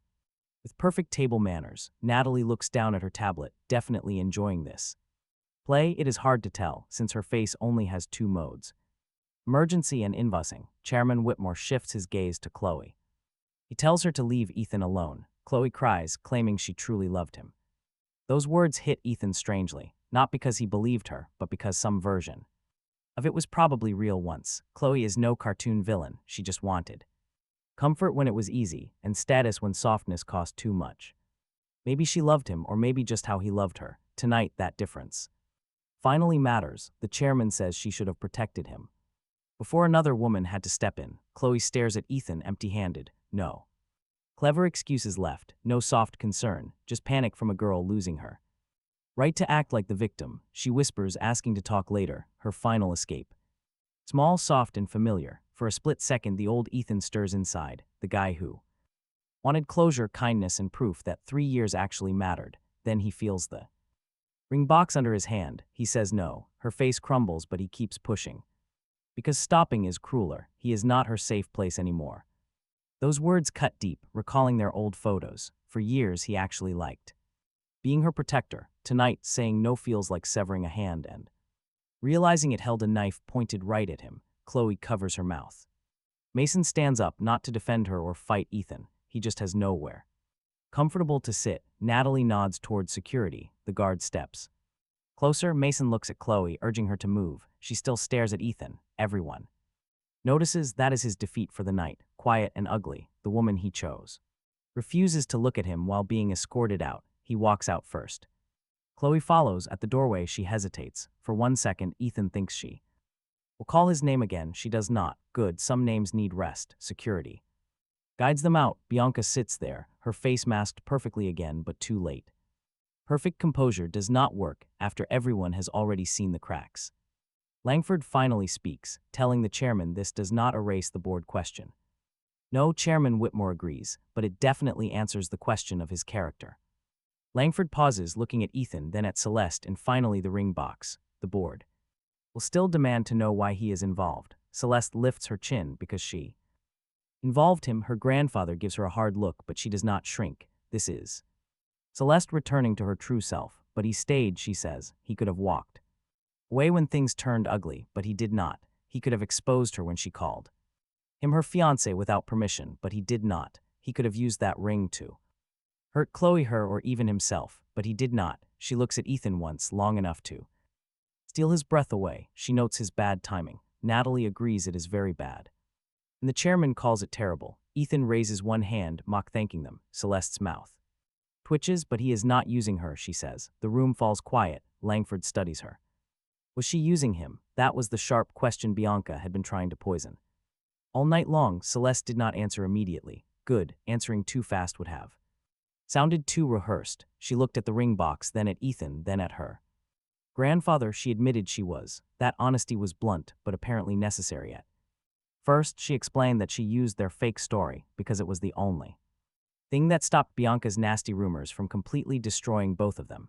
She told herself it was just strategy, simple damage control, a temporary role. Ethan's hand closed around the edge of the table, then her voice softened by just 1 degree as she explained that he kept choosing to stand beside her when walking away would have been much easier. That did not feel like mere damage control. It felt worse, far too real. Ethan looked down because eye contact had become way too risky. Chairman Whitmore silently watched them both. His stern face remained rigid but less hostile, which somehow made him even scarier. He tapped his cane once, warning them that this was not finished here, a very chilling sentence. Celeste looked at him. The old man declared that if Ethan was going to stand beside his granddaughter, he would not judge him based on gossip videos and resort hallways. He turned to Ethan, ordering him to come to New York. Ethan felt his blood run cold, possibly draining through his shoes. New York. When Ethan mentioned having a return flight, the old man told him to change it. The old man's icy stare made Ethan regret speaking. Celeste called out quietly, dressing her grandfather, sounding like an embarrassed princess and a protective executive. She warned him that he could not just summon people like furniture. He was not furniture. But her grandfather argued that since Ethan kissed his princess, he became the point. Celeste covered part of her face with one hand, but her deep blush still showed through, failing as camouflage. Chairman Whitmore looked satisfied. Ethan felt sure he was going to die in New York, not from business, but from absolute family embarrassment. The old man looked at him, warning him that if he was greedy or weak, New York would quickly expose it. How comforting, but if Ethan was truly worth the way the princess looked at him tonight, New York would definitely prove that too. The room fell silent. Celeste lowered her hand and stared at her grandfather like she did not know whether to argue or just hide under the table. Ethan looked at her and she did not look away fast enough. This was highly dangerous. Natalie's tablet buzzed, followed by Langford's phone, apparently emotional. Moments had notifications. Natalie checked the screen, and Ethan asked what was happening. His voice sounded exhausted enough to qualify for government aid. Natalie turned the tablet, showing a board request for a morning call regarding Celeste. And Ethan Carter, his name again. His full name had become like a spreading disease. On expensive devices, Langford looked at Chairman Whitmore, noting the board moved quickly. That was good, but men with canes and terrifying granddaughters probably ate board pressure for breakfast. Chairman Whitmore looked at Ethan again, repeating that he still did not like him, but would examine him properly. That sounded incredibly medical. Celeste quickly apologized for her grandfather as his mouth twitched. In New York, there would be no cameras, gossip girls, or crying exes. Just Ethan, the family, and people who would not be impressed by a suit Miss Vale had clearly arranged for him. Ethan looked down. It was a very good suit. It was definitely doing most of the work. Harsh but fair. Celeste laughed softly. Just a quiet breath, gone almost immediately, but the entire room and her grandfather heard it. He looks at her as if that tiny laugh solves something far more important than Langford's investor concerns. Then he turns away, ordering Ms. Vale to hold the flight. Natalie does not hesitate. She nods, understanding completely. He looks at her. You two, welcome to escalation. Bianca stands. I assume I'm excused, she says. Chairman Whitmore does not even look. You were excused when you picked up that first phone, he says coldly. For once, the woman with perfect timing misses her entrance, walking out quietly. Her friend follows behind, straighter than Mason, slower than Chloe, but clearly defeated. Langford sits for a moment longer. Tomorrow will be complicated, he says. Tonight already was, Celeste answers. He almost smiles, then leaves as well. The room empties until only Celeste, the chairman, Natalie, and he remain. The ring box sits right in front of him. He picks it up, not for Chloe. Not because Celeste needs it, but because it is his mistake, his grief, his proof. Someday, when he is ready, maybe his refund. He pockets it. Celeste watches him with no judgment and no demands. Meanwhile, her grandfather watches them, then he sighs like the entire universe disappointed him personally. My princess has terrible taste in men, he sighs. Grandfather, Celeste groans. The old man looks toward the door where Adrian was dragged out earlier. Then toward where Mason and Chloe went, and finally at him. He points Is that about me, he asks. Don't make me regret it, the chairman warns. Celeste looks down, but he catches her quick, embarrassed smile before she kills it, a real, beautiful smile. That smile is far more dangerous than the board of directors, probably. Natalie's phone buzzes. She checks it, then looks at him, delivering the sudden news. Your return flight is flagged for review, she says. My what, he asks. Celeste asks if her grandfather arranged that. He looks offended. I placed a hold. I am old, not slow, he adds. The guy just stares at them all. She types as if his life was added to an itinerary without permission. The recurring theme of this trip, you can practically feel the tension as Celeste steps closer. She simply stands beside him. After everything tonight, standing close feels incredibly. Louder than holding hands, you do not have to come, she tells him. The door is open again, no forced script, just a real choice left. Behind her, Chairman Whitmore watches, expecting him to disappoint everyone and waiting to enjoy it. Natalie looks like she expects massive amounts of paperwork either way. His phone buzzes with comments from strangers, judging his entire personal life. Wondering if he is a broke fake fiancé or just a romantic idiot. For once he doesn't check, he looks at Celeste, who crashed his ruined honeymoon. The woman who called him nobody, then spent the entire day sharing his pain. The woman whose grandfather called her princess right in front of high-profile investors. And somehow made her look infinitely more powerful, not less. He looks at the old man, Natalie, and the door where Chloe and Mason left, where Bianca and his past have finally gone completely quiet. He takes a breath. I have one condition. Chairman Whitmore's eyes narrow. Celeste looks highly surprised. Natalie stops typing, a tiny dramatic moment he learned from bad influences. Nobody calls me the mystery fiancé in New York, he declares. The room goes completely quiet for a second before Celeste laughs once more. It is not a loud laugh, but it is enough. Chairman Whitmore glances between them. He sighs, saying they will see, a truly terrible answer. And honestly, it is a miracle his fake engagement even survives Hawaii. It is not because the lie is perfect or because the ring disappeared. Not because Chloe apologized, Mason grew a spine, or Adrian finally learned. Some shame, it survived because of the wrong room and the wrong woman. The wrong ring and the wrong people trying to define him. He stops letting others decide what his pain means. Then Chairman Whitmore turns toward the door. He orders Carter to pack properly because his princess does not travel with men who look like abandoned luggage. Celeste softly calls to her grandfather. Carter looks at his borrowed suit, then at the woman beside him, and then at the old man waiting to drag him to New York like a courtroom with slightly better food. That is how his fake engagement stops being a simple Hawaii scandal and becomes a challenge to survive the most dangerous man in Celeste Whitmore's family.